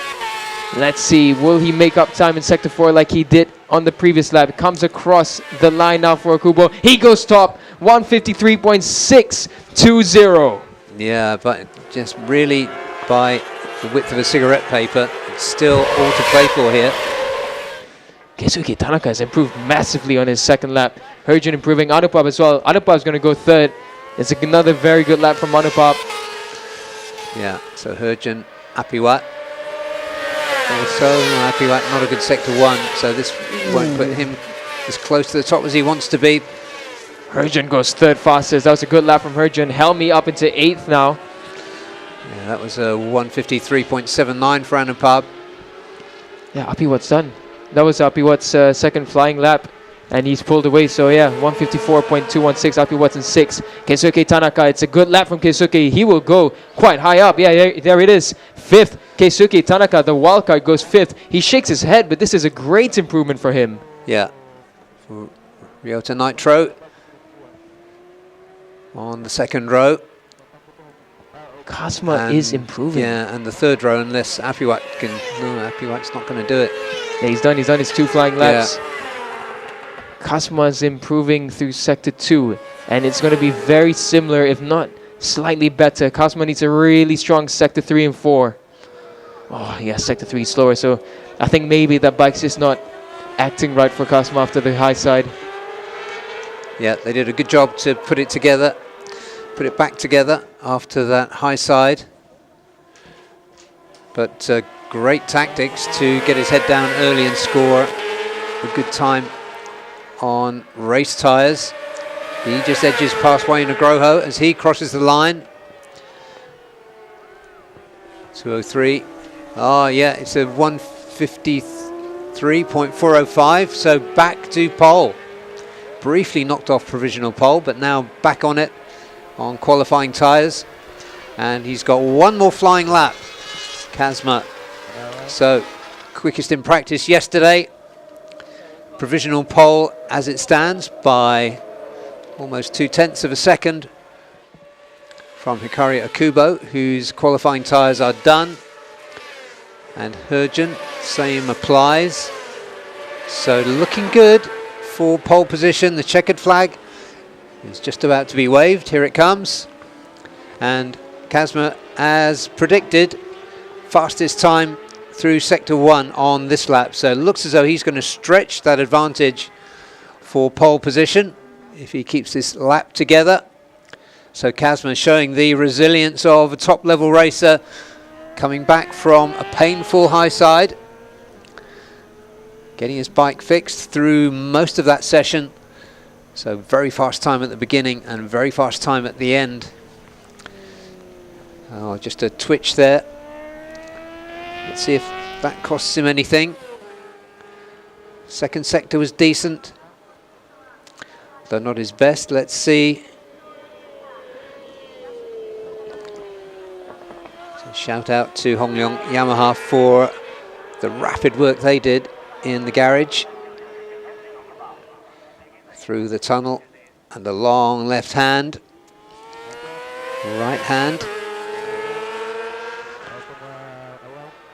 So I don't think he's going to improve this time around, but no, he's not. Just a few tenths out. But Kazma, once again, as he did yesterday, is showing tremendous pace. So it is Kazma Daniel who claims pole position. And in fact, if he had remained only with his early time, he would have been able to start second. So a phenomenal session. Just a handful of laps, just 5 laps, 5 flying laps done for Kazma.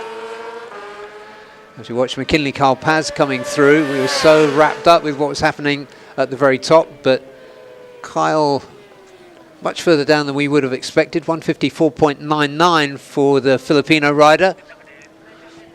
Finished on the podium here last year.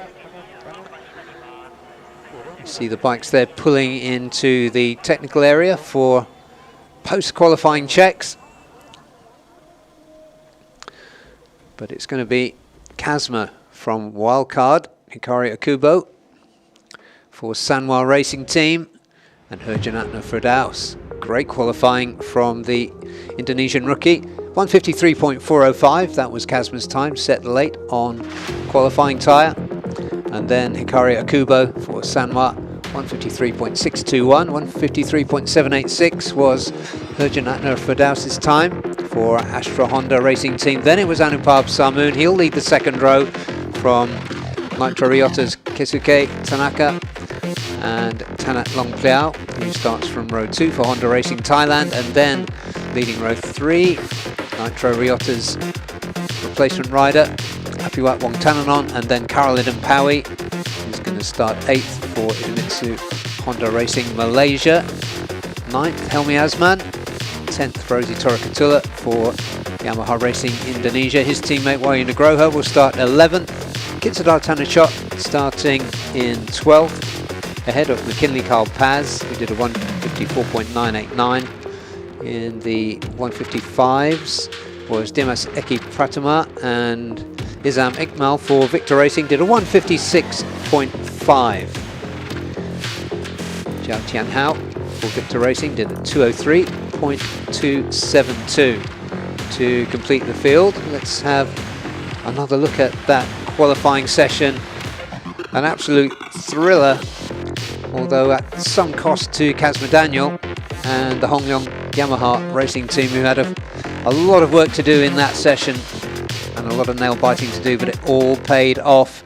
Kazma not always having the best run of luck in qualifying, but here's how it shook out.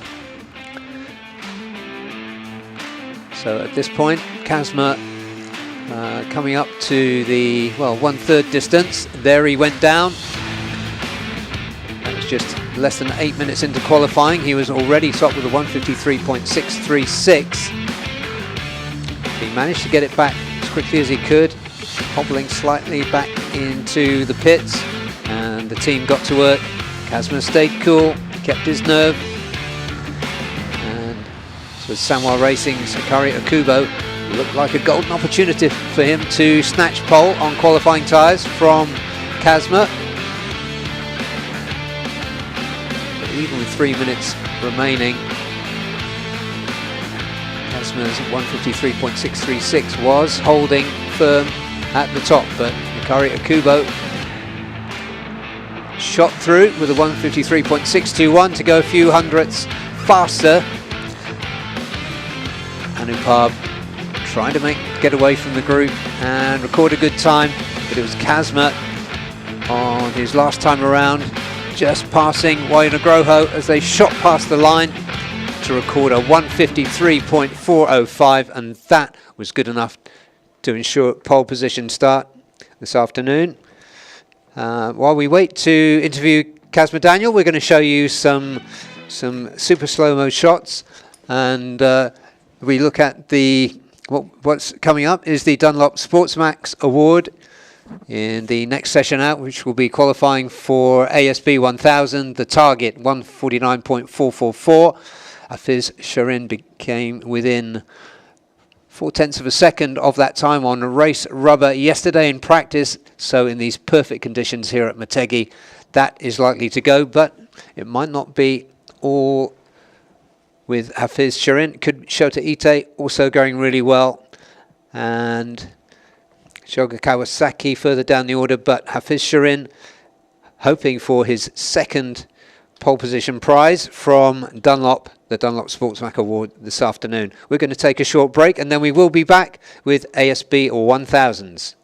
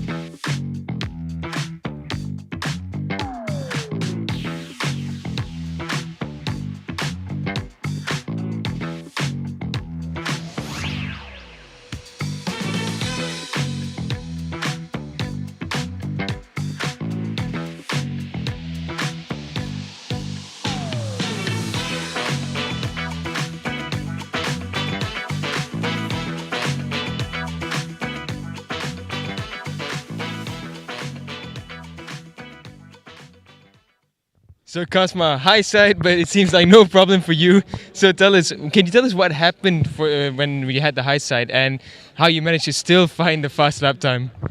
Firstly, syukur Alhamdulillah. Thank you for the team. They make the bike fantastic job. Even I crashed in high side. I think this is my first in this season in my life to get high side with this bike. So finally, yeah, everything is okay, and the bike also the team making a good job to finish the bike before me use the qualifying tire, and yeah, and I still can manage pole position, and we have make a good more laps in qualifying tire, and just yeah, I crashed, but my feeling still there, so it cannot motivate me. So I will make a good race, inshallah. Thank you so much, Cosma. Good luck for the race. Thank you, thank you. Bengong je.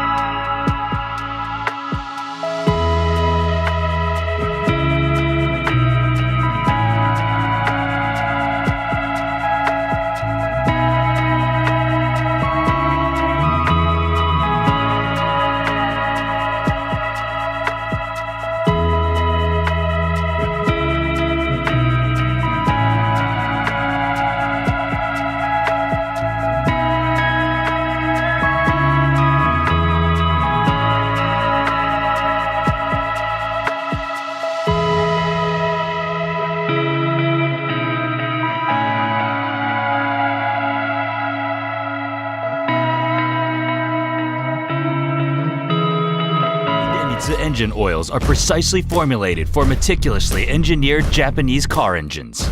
We are committed to delivering optimal performance. We fulfill this commitment through 5 ultra-protective benefits known as Quintec Guard. They unleash the peak performance of treasured cars. Drive anywhere with confidence. Feel the excitement in your heart. The highest quality engine oils in the history of Idemitsu.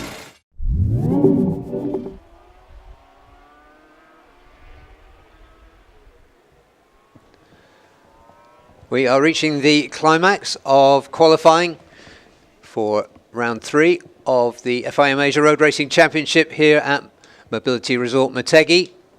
ASB 1000s are on track, and just before the break, as I mentioned, the Dunlop Sportmax Awards is up for grabs. The target 149.444 being the lap record set in 2024 by Yuki Kuni, who went on to claim the championship that year. And yesterday, as I also mentioned, Hafiz Shirin came within 0.4 of a second on race tyres of doing that. And these riders for ASB 1000 only get 2 sets of qualifying tyres to use, so it's very tactical the way that they use them. Some might go out early and late and kind of bookend the session with qualifying tyres. But let's see who does what, and keep our eyes peeled for those green flashes that indicate qualifying rear tyres. Just going through the bottom of your screen there, the number 83 is the Swift Grow BMW of Lachlan Epis, who went well yesterday, especially later in the day. Lachlan ended up 6th on combined qualifying times, leading this group now. That's Shogo Kawasaki going through on the number 12 for Team Tatara Aprilia. His teammate, the number 26, Kazuki Watanabe, went particularly well early in the day. There he is, just going out to the left of your screen now. And that is Shota Ite on the Yamaha, who did phenomenal things on a bike, meaning the Yamaha that is not supposed to go well at very fast stop-go circuits like this because of the generally accepted lack of top speed of the Yamahas. But nobody sent that memo to Akino Speed. And Shota Ite phenomenally competitive yesterday, did a best time of 150.165, so that's only just over half a second off the qualifying lap record of Yuki Kuni. So let's see what Shota Ite can do on the Yamaha. The power delivery of that R1 seems to be incredible, really smooth, putting the power down, guaranteeing good exit speed from the corner. So that's where they're making up most of the ground, most of the top speed. Looking really strong yesterday. Later in the day was Nakarin Atirapuvapat. He did a 150.1. So again, only half a second off from the qualifying lap record. And there was the dominant rider from yesterday. His best time, 149.752. Set in the first practice session of the day, where conditions were really quite similar to how they are, although track temperatures might be, should be, a little bit warmer. He's running a hard front right now. So we're still, oh, and down goes, is that Fahmi? Yeah, that's one of the 44 Asia Racing Team BMWs. I think that's Fahmi Abdul Wahab. He went down on the braking for turn 12. There is Andy Farid Izdihar. Had a troubled day yesterday, missed a session.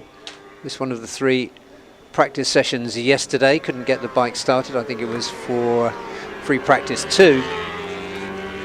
But started to come through and show some good form in the final session of the day.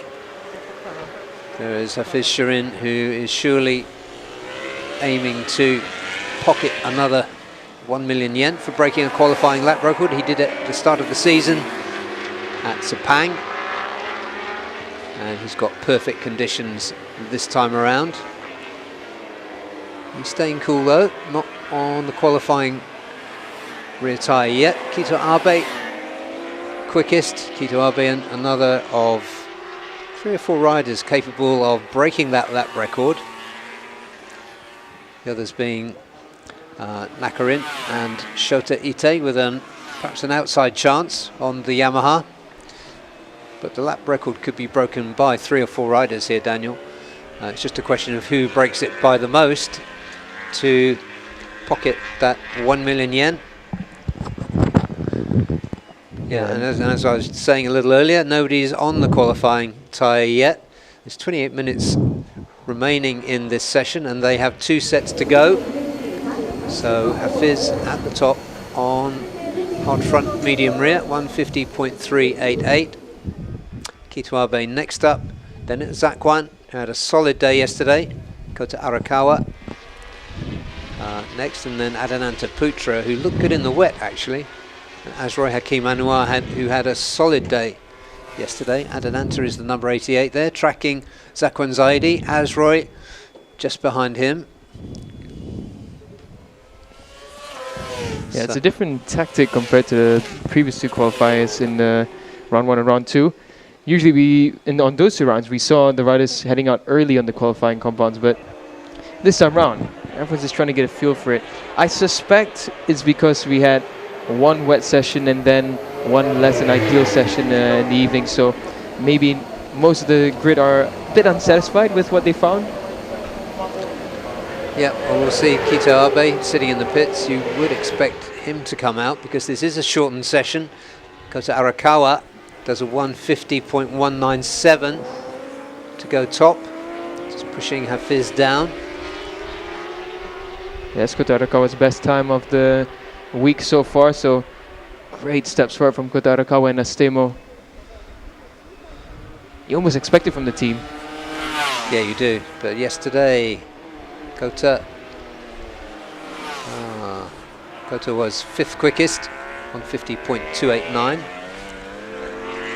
So he's bettered his time, and as you can see, he's also on race tyres, on front, medium, rear. Azroy 150.4. Yeah, that's Azroy's best as well. Yeah, by something like 0.4 of a second over yesterday. Hafiz going fast in sector 1, fastest time through sector 1 this time.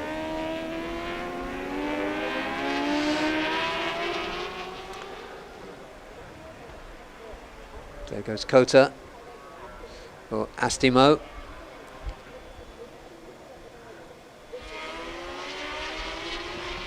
And here is Hafiz Sharin.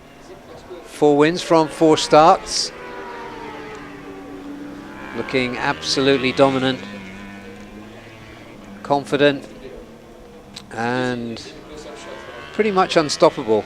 He's really given the rest of the field a tough challenge to rise to this weekend. Kito Abe for SDG has been the one who has kept him as honest as possible. Kito second in the championship, but it's very, very much advantage Hafiz.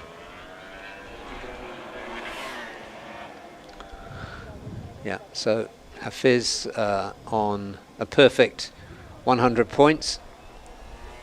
Kito on 76, thanks to 3 seconds and a P3. Oh, Hafiz, 50.116. Yeah. So not replicating what he did in practice 1. Now Hafiz and Joy, the only 2 riders out on track still. Everyone else is back in pit lane now for what we suspect will be straight away the first set of the qualifying race. Yeah, so it looks like they're going to throw the qualifiers on, so split the session into 2 halves. First on for race setup, second for qualifying. Could even be 4 quarters if they want to play it that way. 1 setup, 2 qualifying, and then 1 final setup again. Right. You'd expect Kito Abe to do that. Yes, yeah, quite possibly. Very quick later yesterday was the rider on screen there, Nakarina Tirapuvapat. Down the order currently. 50.954.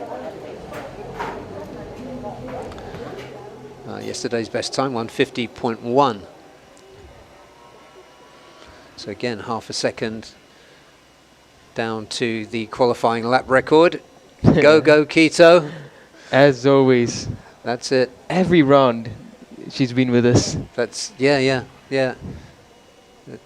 SDG livery works on the bike, and it works on whatever else you happen to be wearing. Oh, out of Kito. pit lane comes Kito Abe, the number 39.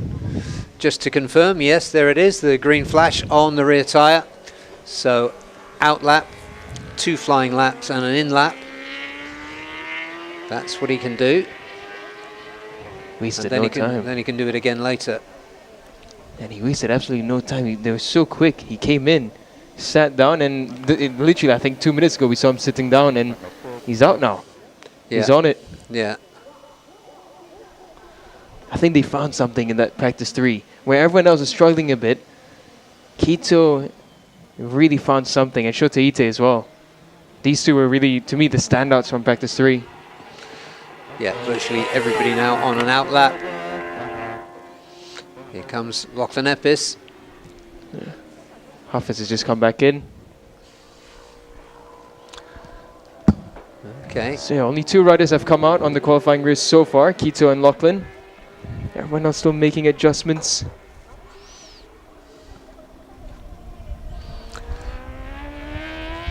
So Kito makes his way around. And you just know that he's going to be flying. Yeah.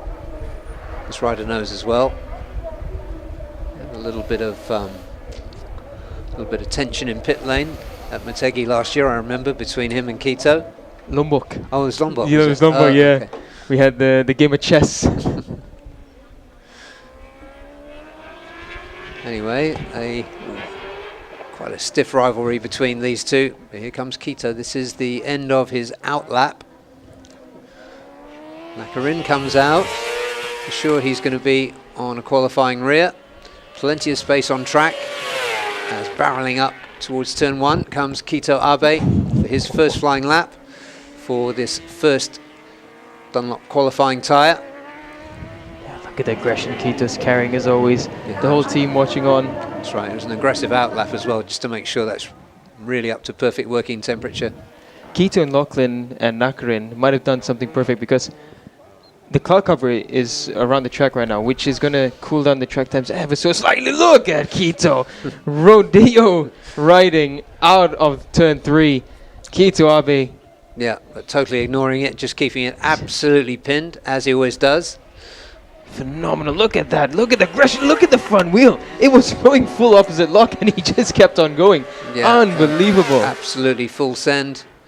You know what? Ian Oni might have trademarked the name the Maniac, but I think it should be Quito Abe. So Quito, he's quicker through sector 1. He's not improving much through sector 2. So it's going to be close to the top, but it's not delivering that punch yet. Yeah, but look at his body language. He's got another 3 potential qualifying laps after this one. Here he comes now. Through the long downhill section into turn 12 is Quito Abe. How's sector 3 looking for Quito? It's an improvement again. It's going to be close. It's going to be a low 50, but he has to really make time in sector 4. And the next lap, I think, will be where the tire is already nicely operating. And that's going to be the attack lap. As if he wasn't attacking already. Indeed, yeah. Rocco on a good lap. And Lachlan too. Oh, sorry. Yeah. So he's on his out lap. Lachlan on a good lap for BMW. And Rocco's still in the pit lane right now. Yeah. No, Lachlan on the out lap. My error. Quito Abe, Lachlan's pushing well actually. That's a good lap coming. That's what I was attempting to say. Yeah. Quito did well in the final sector. Again, it seems like sector 4 is where the qualifying rear really starts to make a difference. Sectors 2 and 3, it just doesn't seem to really do much for them. Quito now second. Oh, Quito's a 10th up. Quito's a 10th up in sector 1. This is going to be a 49 coming in for Quito.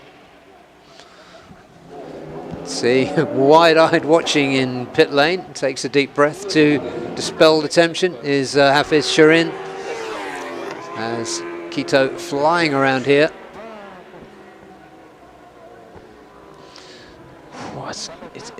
This is close between Nakarin and Quito, sector 1 wise. Yeah, this is quickest sector 1 down for Quito. Oh, Quito 4/10 up. It shows green there, but it's actually a purple sector 2 for Quito Abe. He's gone quickest in sector 2. He's nearly half a second up on this lap. You know what? That's going to be really close to the lap record. It might just beat it. Yeah. It's going to be beaten almost for sure in these conditions.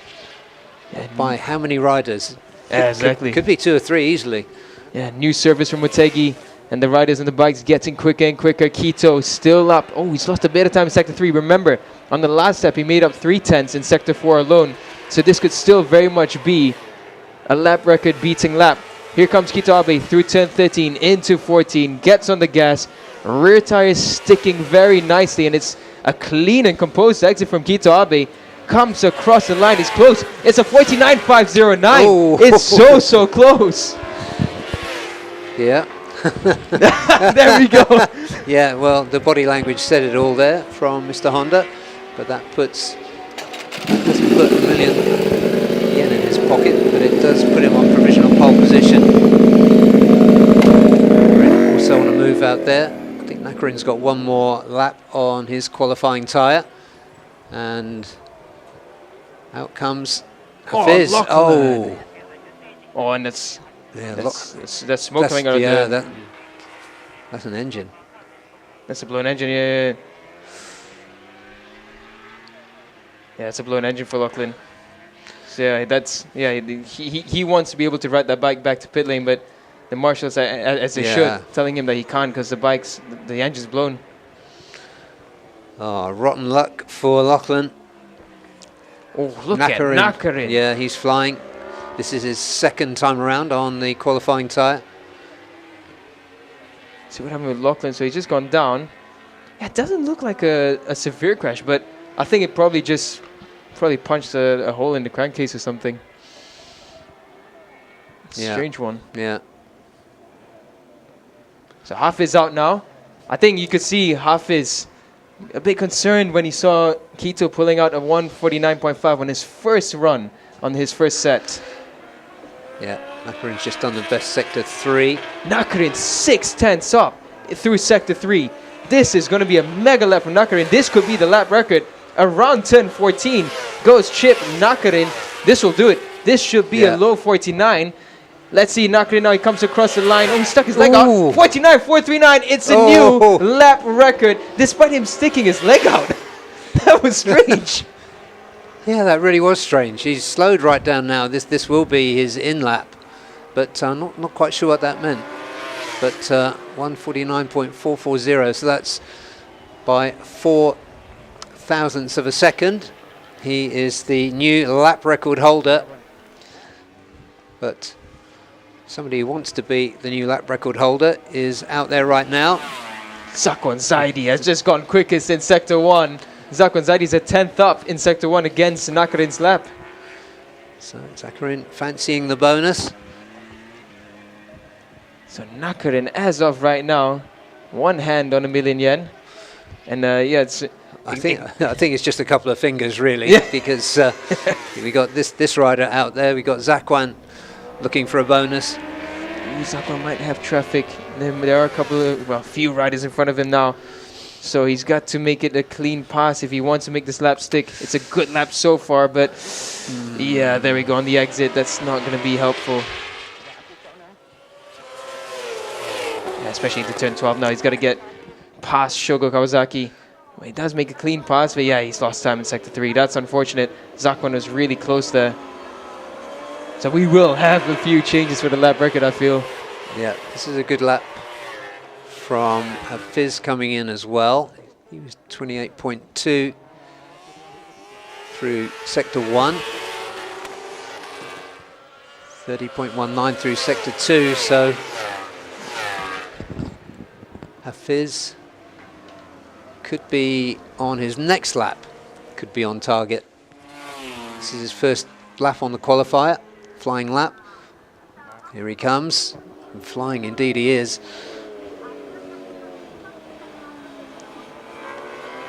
It's provisional third predicted for Hafiz Sharin. Comes around turn 12 and 13. Oh, he's sending it through there, carrying so much corner speed, keeping it stuck in.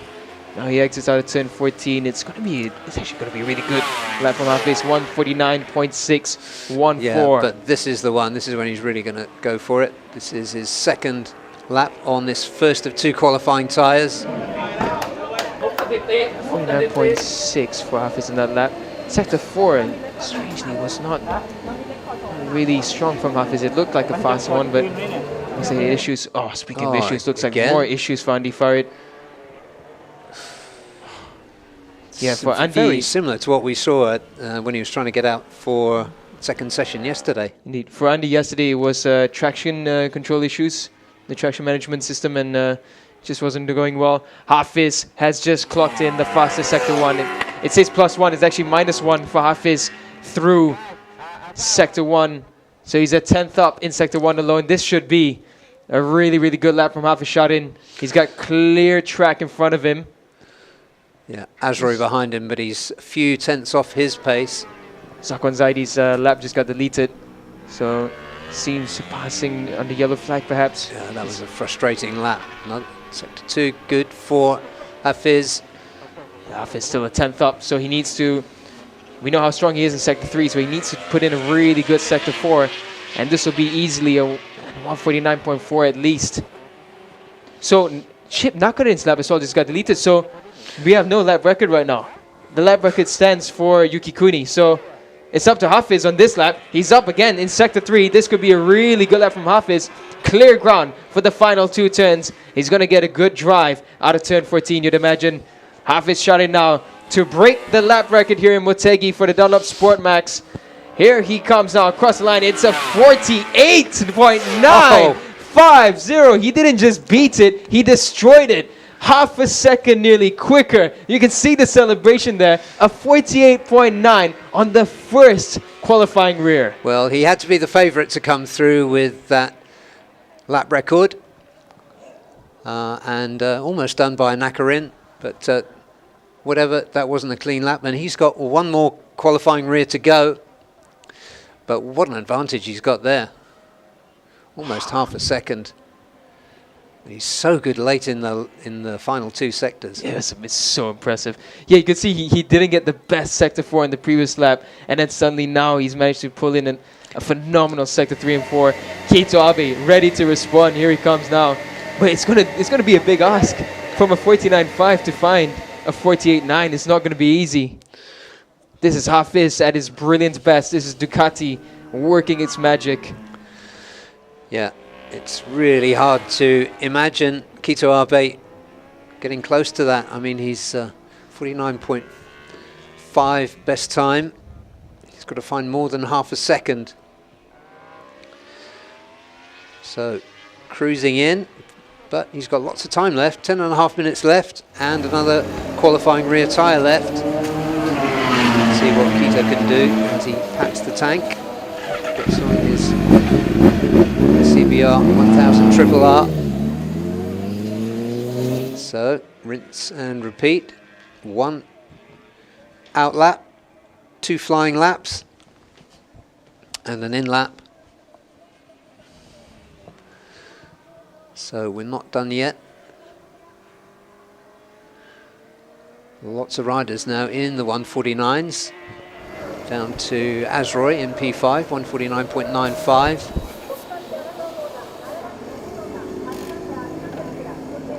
Chip now.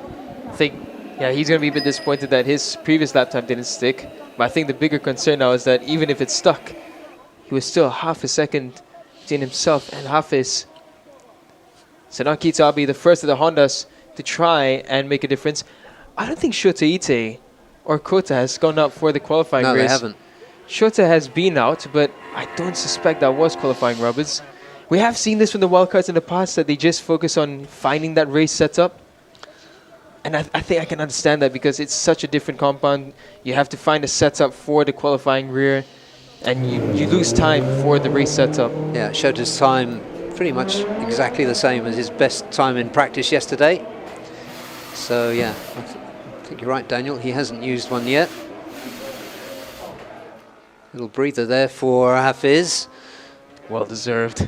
Yeah, well deserved, but he's got something else to go again. I think he'll just sit there and watch the rider on our screens right now, Keito Abe, to see what he can do. On an out lap now, Abe. Yes, strangely enough, a lot of riders haven't really done much with the qualifying rubbers so far. Hafiz, the at the top with the 48.951, is the first 48. And Hafiz shouting the one to do it with JDT Racing. But can Keito Abe respond? This is Honda's backyard. Can Keito Abe bring it back for them? That's it. He pulls the pin now, Keito Abe. All eyes on the screen. Will he be able to put up any red zones? Huge ask. I mean, if anyone wants to do it, it would have to be Keito Abe, but it is a lot to ask from Keito and that CBR. It is getting hotter as well. Track temperatures are about to start rising thanks to the sun. So will that help Keito? Through Sector 1 comes Keito Abe now. What's it going to be as he comes across? Ooh, 2/10 down. Yeah. It's not on this lap, is it? No. The really quick, the best laps we've seen on qualifiers have been the second. As you said, Daniel, the sun has come out again now. The cloud cover is gone for the time being. So slightly warmer track temperatures. I wonder if this will help Keito Abe's lap. And if it does, will Hafiz try and respond and beat his own lap record again? But I think for Hafiz, in his mind, maybe it's better to rest. Could be. Well, he's got time. He can watch both Keito's flying laps and then just make a late decision whether he uses that second one or or raffles it off. Indeed. We got a bunch of bikes heading out now for their qualifying lap. So Quito, if they don't make their way around quickly enough, Quito might have some traffic in the way. Ollie Simpson, Zakwan Zaidi, Kazuki Watanabe, and Shugo Kawasaki all out on track. So pretty much everyone except for Azrai Kota, Arakawa, Shoteite, Adinanta Putra, and Hafiz are out on track. Here comes Quito Abe to complete his first flying lap on his second Dunlop qualifying rear. Comes across the line, 49.8, not too bad, but he's going to need to find 9/10. Yeah, that's surely too much to ask from the Honda. I mean, again, if anyone wants to do it on this grid on the Honda, it won't be for the want of desire or effort. Yeah. Oh, so Adananta going out from pit lane, we can just see. You can see Quito just pushing that little bit extra. He saw his lap time on that one lap, so now he's just pushing that little bit harder. What's Sector 1 looking? It's not quicker. It's slower than the last lap in Sector 1. So unless Quito finds 2/10 in the next 3 sectors, Hafiz has done it. Yeah. Hafiz is out again. Just to make sure, let's just take a glimpse. It is qualifying. Oh, it is, yeah. Hafiz might look for a 48.8 this time. Okay, that's attacking behaviour from the championship leader. Love to see it. 4 starts, 4 wins. Oh, wait, Quito Abe, Sector 2. He's quick. He's only a 10th off. Hafiz's first 2 sectors. You know what? Quito Abe might just pull something special now. Let's follow Quito Abe through Sector 3. He's got the second half of the Motegi track to go through. This is actually where the Honda is pretty strong, especially in Sector 4. Sector 2 has been one of the weakest sectors for Quito Abe. So this is pretty fascinating now. He goes down into turn 12. But he's lost time. He needs to find 4/10 in Sector 4. I think he's going to improve, but he's not going to beat Hafiz's time. Yeah, too much of a mission, we suspect, but giving it everything is the SDG's rider. Oh, we wait with bated breath. Here he comes. 49.4, yeah. It's better than Yuki's lap last season. It's better than the rest, but there is a Hafiz Sharin on the Ducati V4R right now, and he is blitzing the pack. Yeah, 2 riders under Yuki Kuni's record, previous record, and 5 riders in the 149s. That is Azroy, having a pretty decent session. He's the 5th of those riders in the 49s.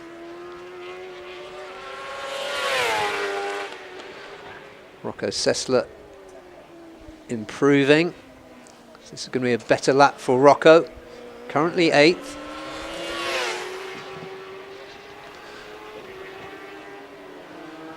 Looking to try and get himself on the second row if he can.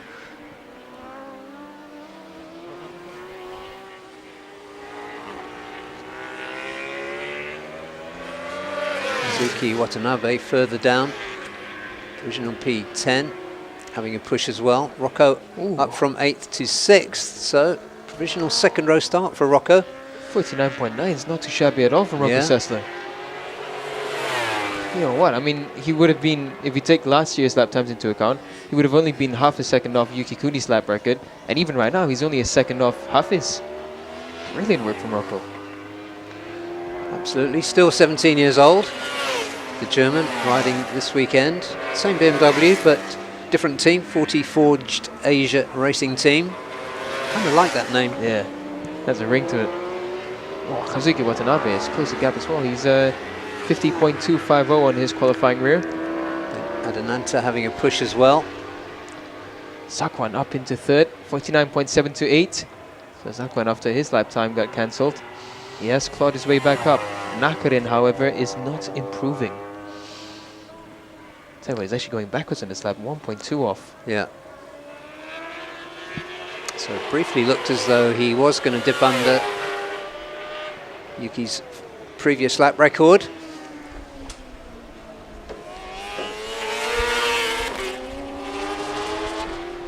Zakwan improving once again, provisionally 3rd.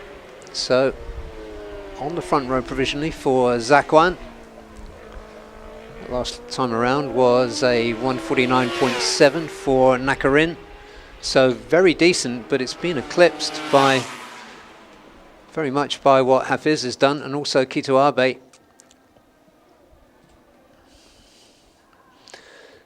Best lap so far is 149.7 for Zakwan.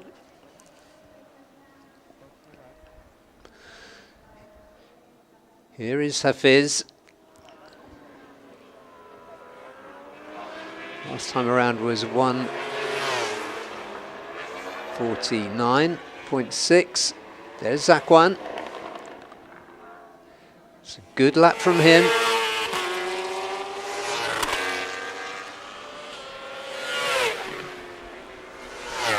$149.728.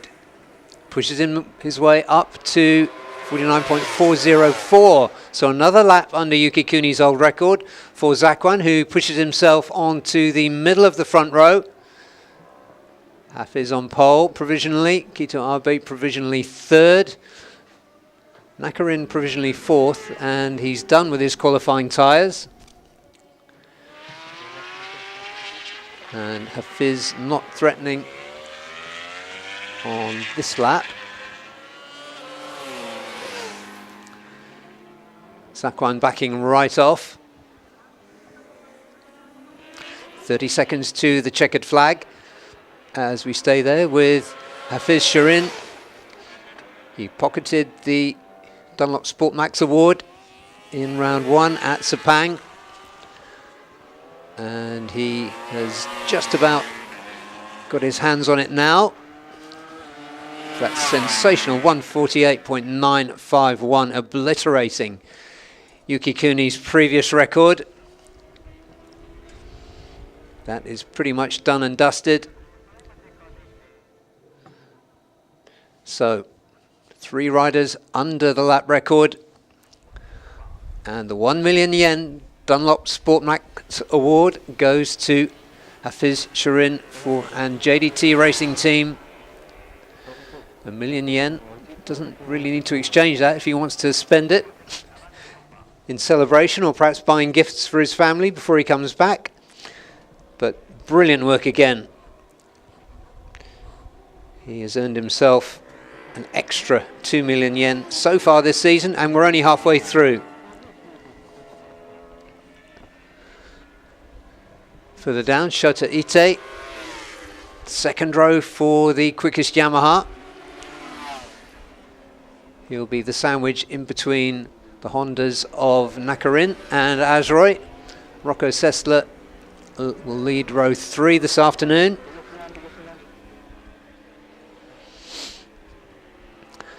Here comes Kito. He will most likely come into pit lane.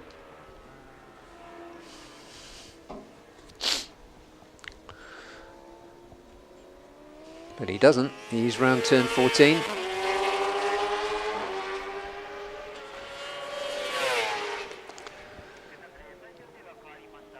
Yeah, that was a very casual 2-minute lap.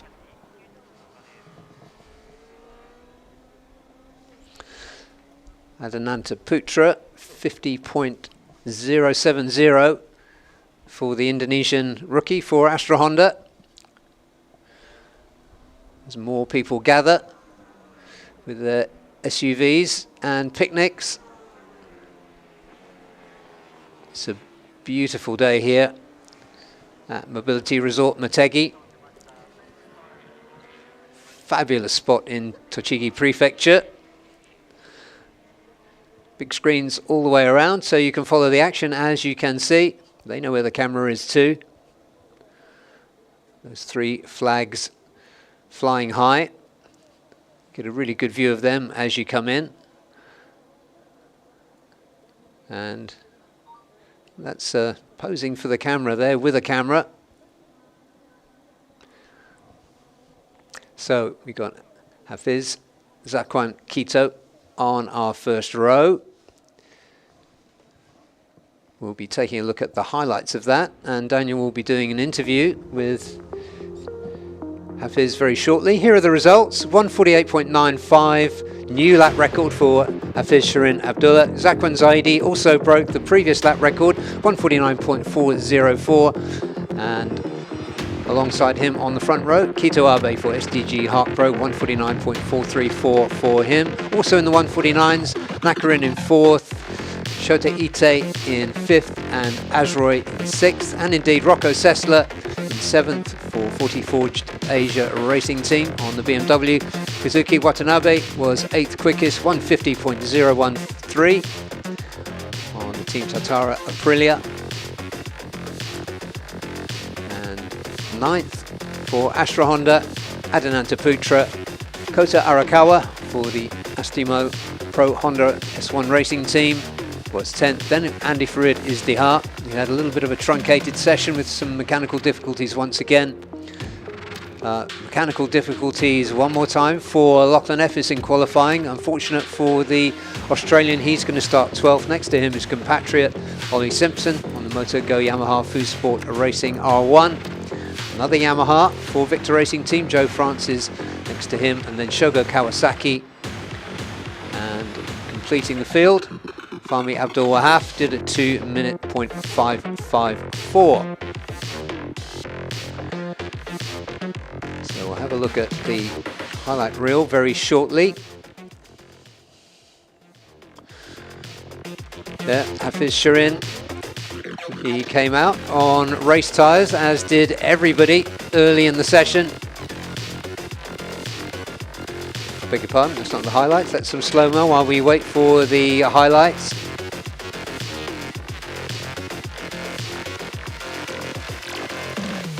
Close qualifying all the way down to row 3. So bodes well for some extremely exciting racing this afternoon.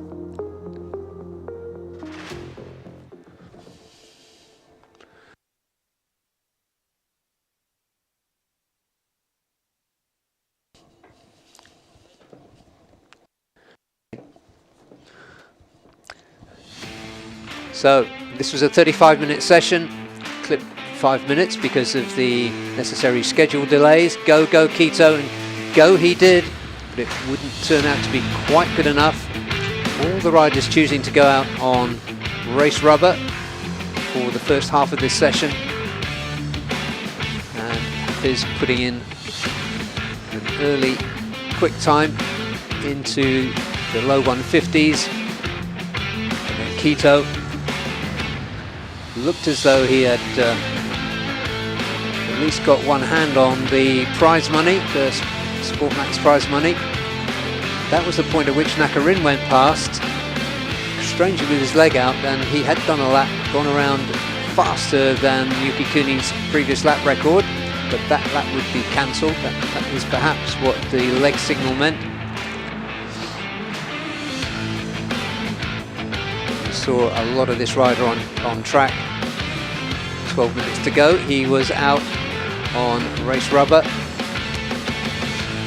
And first time around on that qualifying tyre, he did a 149.9. But that would come down dramatically on his second flying lap on his first qualifying tyre. Hafiz already with the 148.95 in the bank as this session came to a close. He did use both his qualifying tyres, but it was the first one that really counted. So 1 million yen, and pole position go to Hafiz Shirin. Next to him on the front row, Kito Abe. And they'll be split by Zakwan Zaidi, who just late in the session pushed Kito to the outside. Phenomenal performance from Shota Ite on the Akino Speed Yamaha to come through and qualify on row 2. He's the best of the wild cards, and they will be having something to say about the results in race 1 this afternoon. And a reminder again about this this slightly different schedule that we're running with on Saturday, caused of course by the storm delays from last week, which meant everything arrived here late, but we're not done with the coverage this morning. We've still got the practice 2 session for TVS. TVS weren't on the practice schedule yesterday. They get their 2 practice sessions this morning. Next one coming up after this one. And then after the ASP 1000 race this afternoon, they will have their split qualifying sessions, 1A and 1B. And again, just staying with TVS because that's the most notable adjustment to the schedule. They will have their race 1 at 8:30 tomorrow morning, and then race 2 at the end of the afternoon. So we're waiting for Hafiz to come in and have his interview with Daniel and collect his 1 million yen. Familiar sight that will be. Weather conditions here pretty mixed yesterday and pretty much perfect. There is some cloud around, but it's light. We've just seen some shade come over the track and then the sunlight warming it up again.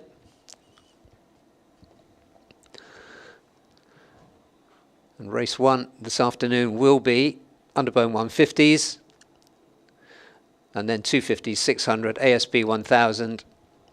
That will be the running order this afternoon. Start time 12:40, when Daniel and I will be joined by none other than the voice of ARRC, Des Corkill, who is in the building.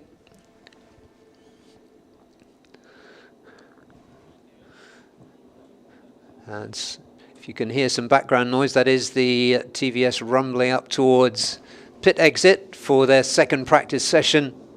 I hope you can stay with us for that, because there was a really exciting session for practice 1 this morning with some really good newcomers set to shake up the order. One of the championship contenders is otherwise engaged this weekend in Portugal. More of that later when we get on track. So here they come for practice 2.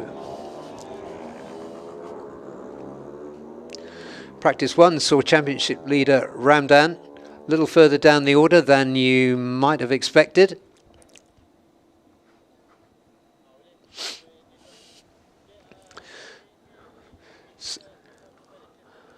All right, we'll just go and look at slow motion compilation from that last session, just while we wait for the schedule to catch up.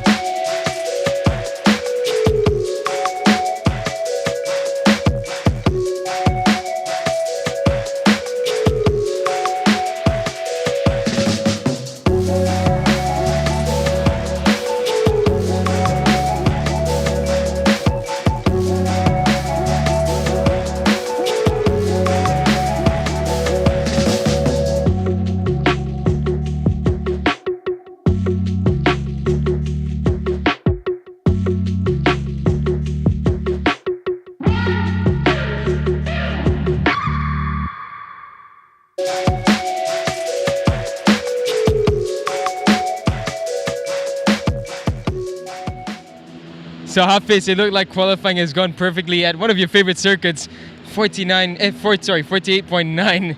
It's unbelievable. So can you tell us, how did you find that extra on that second flying lap? The first tire was incredible pace, and I didn't make any mistake. But I believe in one corner that I can improve more for the second tire. But I tried too much, I think, and that's why the second tire couldn't improve the time. But we managed to almost 100% that this pole is ours.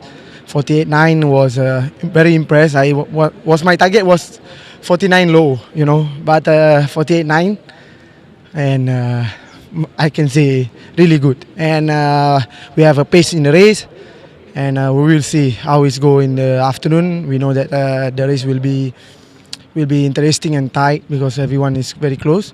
But yeah, everyone can doing a faster lap, but we will see in the race pace, and I believe it's my pace. So yesterday was mixed conditions. Are you satisfied with your setup for the race later on this afternoon? Actually, we didn't touch at all our setup. It just we takes time, little bit more calm in the wet session, and we just go out like last 20 minutes, and we try to understand the electronic and the setup, and we don't take any risk. And then in the afternoon we try a little bit different compound in the front tire, and looks good. But you know, in the afternoon little bit cloudy, and the time almost in the night, you know, 5 o'clock. So the sun count down here very fast. So the race at 3. So I believe with my package will be strong. Well, thank you so much, Hafiz. Congratulations on breaking the lap record, and because of that, you have got the Dunlop Sport Max Award. So to present the award, we would like to invite Mr. Norihito Yanagizono, General Manager of Sumitomo Rubber Industries Limited, Dunlop, to present the new lap record for 2026. And as Mr. Norihito mentions, second time for Hafiz breaking the lap record this season. So it's 2 out of 3 times for Hafiz Sharin, and he takes home a fancy 1 million yen for breaking the lap record by nearly half a second. So it's Sepang done and dusted for the lap record for Hafiz. It's Motegi done for Hafiz. Next up will be Mandalika, but before that, of course, we'll have the race. And now we invite Mr. Norihito to take a photo with Hafiz. There we go. Early celebrations. Of course, you have the race later on, and that's where we're going to see Hafiz battle it out once again. So big congratulations to Hafiz and JDT Racing Team for smashing the lap record here in Motegi.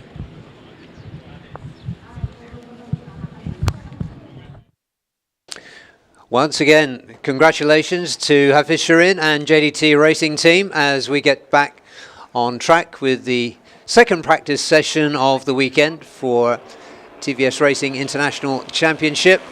And while Ramdan Rosley had a quiet outing this morning, he, right from the start of this session, has been quick with a lap time of 206.7 last time around, and also looking better than he did earlier this morning. Chirant Vishwanath also in the 206s, 206.77 for the Indian. Andoni Dominguez, the Nicaraguan newcomer, who was really impressive this morning at his first time on the TVS and first time at Motegi. He was 8th this morning with a 208.9, so you can expect to see him improving. And one rider with a wonderful pedigree, Vicente Perez Salfa. He He's got Moto3 experience. He was CIV champion. That's the Moto3 CIV champion.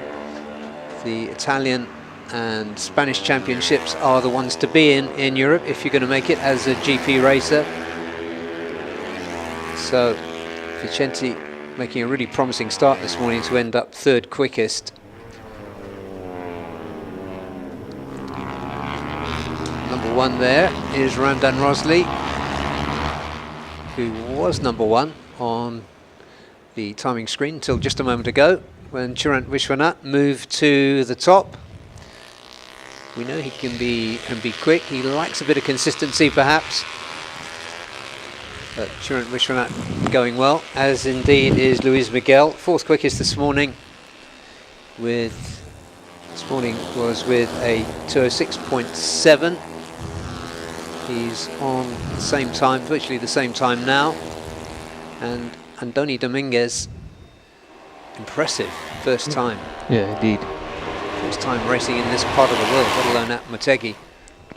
Yeah, I think we can expect big things from Andoni and Vicente. I think Vicente, especially because, again, track experience in Motegi with the Moto3 bikes, he's as fresh as last season riding in the World Championship, CIV champion, still active in the CIV Moto3 Championship. He won a race last week as well, so he's fresh and he's in a good form. And Andoni, a very welcome surprise as well. Yeah, I'm just chuckling here because Warapong, you know why, Warapong project leader, and you will not be seeing him again after this session this weekend, but he is back at the top. He was quickest in practice 1 this morning, and he's just done a 205.686. So once again, leading from the front, Warapong. But Ramdan Rosley having a better outing this time. Not quite right for him this morning. Number 4 is Chirant.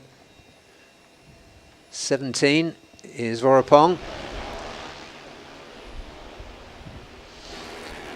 I was going to say so you could ignore him, but you can't actually. Yeah.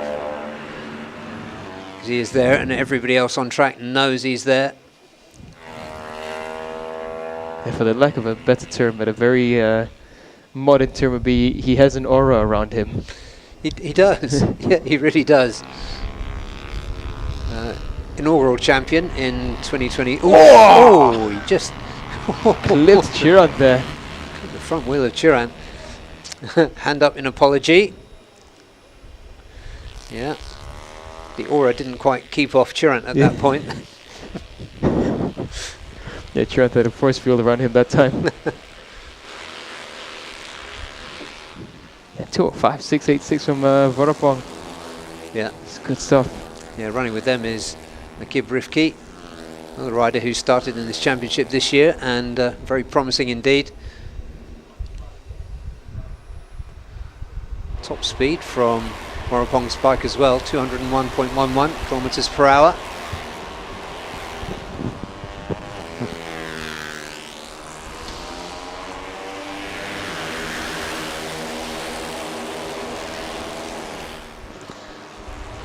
Number 20 there, Andoni. Further down the order, yeah.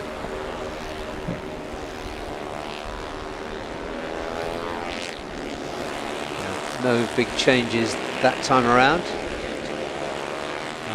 Missing from the top of the timing screen was the fastest of the racers this morning, Oratilwi Piri.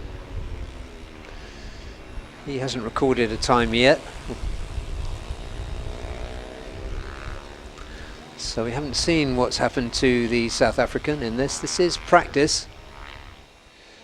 His practice one time was 206.23. So that would put him 3rd in this session. It's a bit of a messy couple of laps that we're witnessing here. Everyone's just trying to find track position. Everyone's a bit aggressive. But they need to go through to qualifying 2. They need to be in the 206s, preferably in the lower 206s, because the practice 1A and 1B will be decided on combined lap times for the top 8. 8th was Dominguez on a 206.9. I'm not making a move. Sector 1 he's gone quickest, Sector 2 he's gone quickest. As we might expect, and as we mentioned earlier, golden opportunity to stretch his championship lead from the 5 points it currently is with his main championship rival away on duty in Portugal at Estoril. So we're missing Sartak this weekend. But plenty of riders, I suspect, ready to jump into the leading group, because we have seen much bigger leading groups this year, Daniel, in TVS racing. Chirant leads them over the line. Stays second quickest. I'm done that lap. Lost time in sector 4. Oh, it's a big crash. That's a big crash at the first turn. That is number 11. That is Pedrinho Matos. Yeah, we have. I mean, he's fast, but we have seen him go down a few times. Still learning the limits of the TVS bike. You can see there, he just goes around the apex, trying to push hard. Oh, actually clips the rear. Oh, yeah. Clips the rear of the rider in front of him. That is unfortunate. So it's just a bit of an error there for Pedrinho. Luckily for him, it looks like he's okay. Yeah, well, he'll be back for. I think he's going to have to come through qualifying 1B to give him a chance of a good starting position. So, Portuguese rider trudges his way out of the gravel. We move on with Ramdan on screen there, number 1.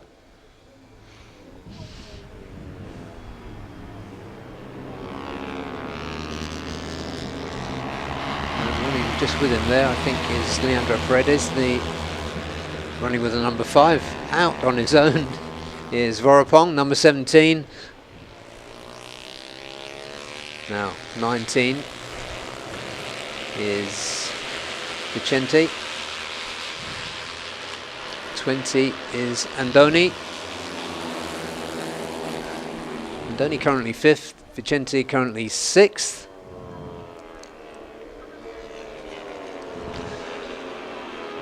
Yeah, Vicente, he's been making steady progress, but I think he's just slowly calculating what he needs to find and seeing where he can stretch this TVS machine. Again, yeah, even though it's similar to other prototype machines, it will still have quite a few differences. Motegi, he's done a round here. Didn't finish the race in Moto 3. So he'll be trying to memorize the track again. Luis Miguel goes up into 3rd with a 206.3. Yeah, I mean, in championship terms, after Ramdan and the absent Sartak, it's Luis Miguel who features, and increasingly Oratilwi Piri. No time yet for Oratilwi.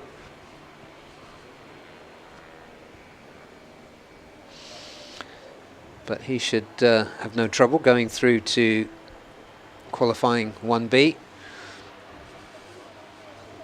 Goes Vicente in front of number 9, John Lopez Jr., the Colombian, and the Nicaraguan, Domingo, just behind him.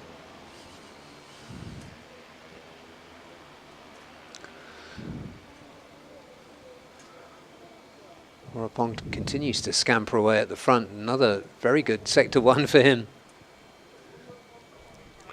but a better one for Vicente. So this is an interesting one to keep an eye on with 3.5 minutes remaining. Yeah, the fastest sector ones we're looking for are about a 10th or 2/10ths quicker.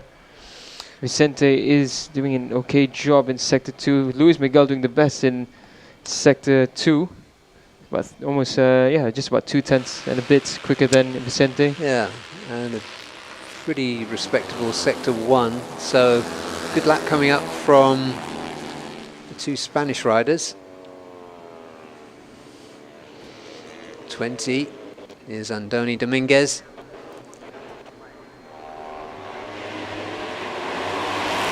Come up through the tunnel now. This should be a fast lap from a few riders. Luis Miguel will be looking closely at. Look out for the number 3. He's just 3rd in this list, in this row of riders. Should be an improvement, for Luis Miguel. He's going to get a great drive and slipstream as well. So there we go. Oh, he's lost time somewhere. Yeah, he's lost time in sector 4. So that's unfortunate for Luis. Showing some good pace, as you would expect, really. He's getting more and more consistent, Luis. Feeling more and more at home now.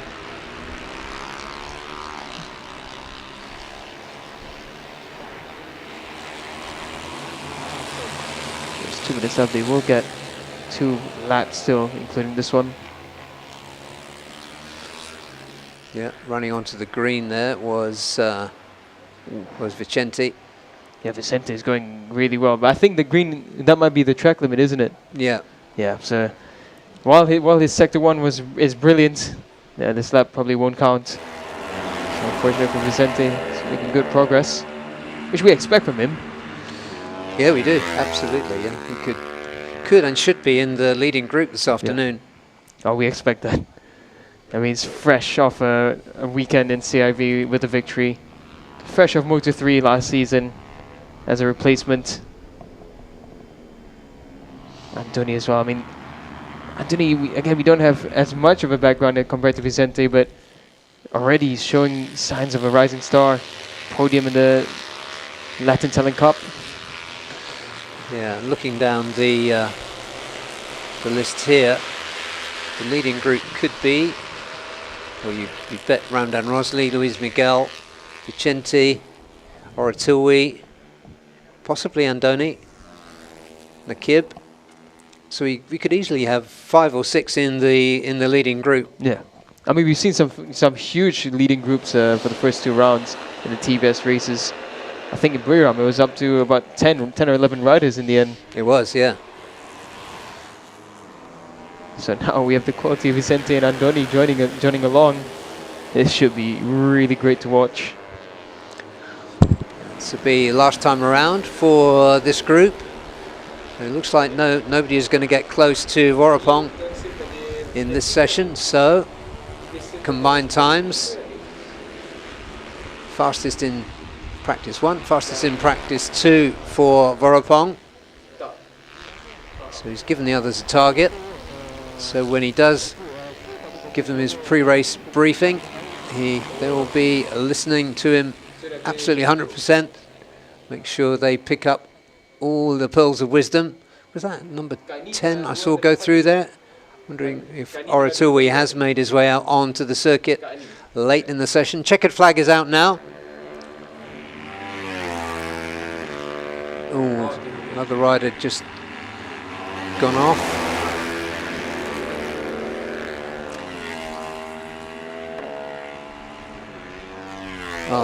And that was Domingo. So Andoni Domingo off at the end into the gravel, but another decent session from the Nicaraguan newcomer to this category. Looks as though he will have ended up 5th quickest, just ahead of fellow newcomer Vicente Perez Selfa.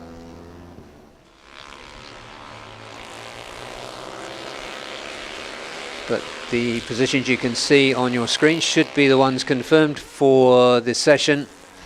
As we watch Ratchik Shahari Dave come through, he had a good outing at Buriram. But a little further down the order this time, 207.593. Best time for the Indian rider. Okay, last time around for this group, number 3, Luis Miguel. Being tracked there by Vicente. Vorapong and Churant go across the line,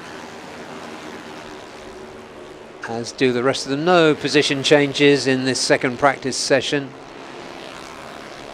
but it does look like the best of the combined times will be from practice 1.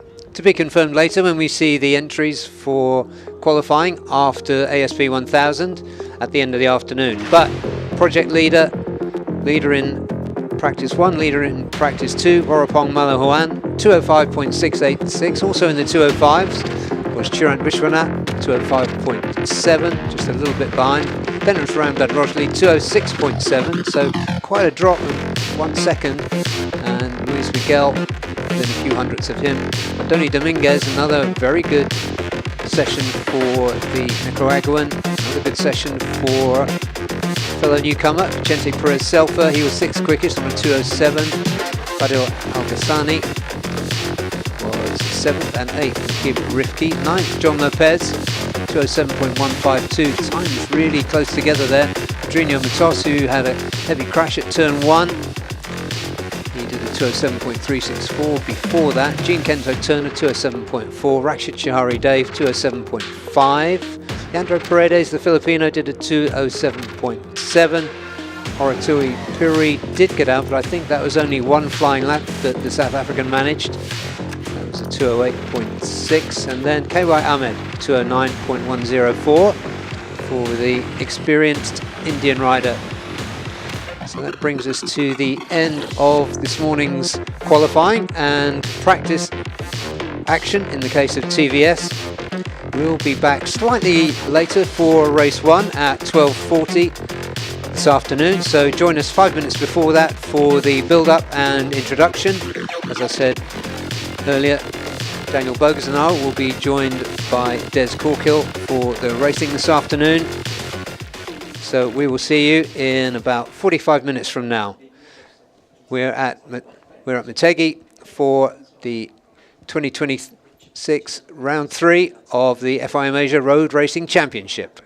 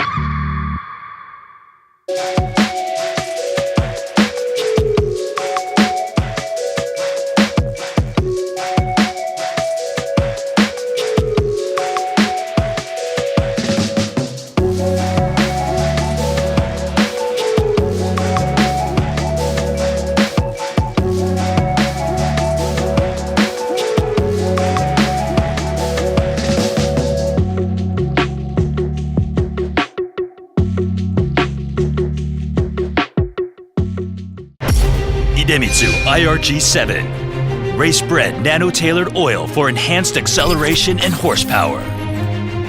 Even in harsh conditions, the 7 protective benefits of septic guard technology keep your engine performing at its peak. Even a split-second advantage can change everything. Born to win. Idemitsu IRG7.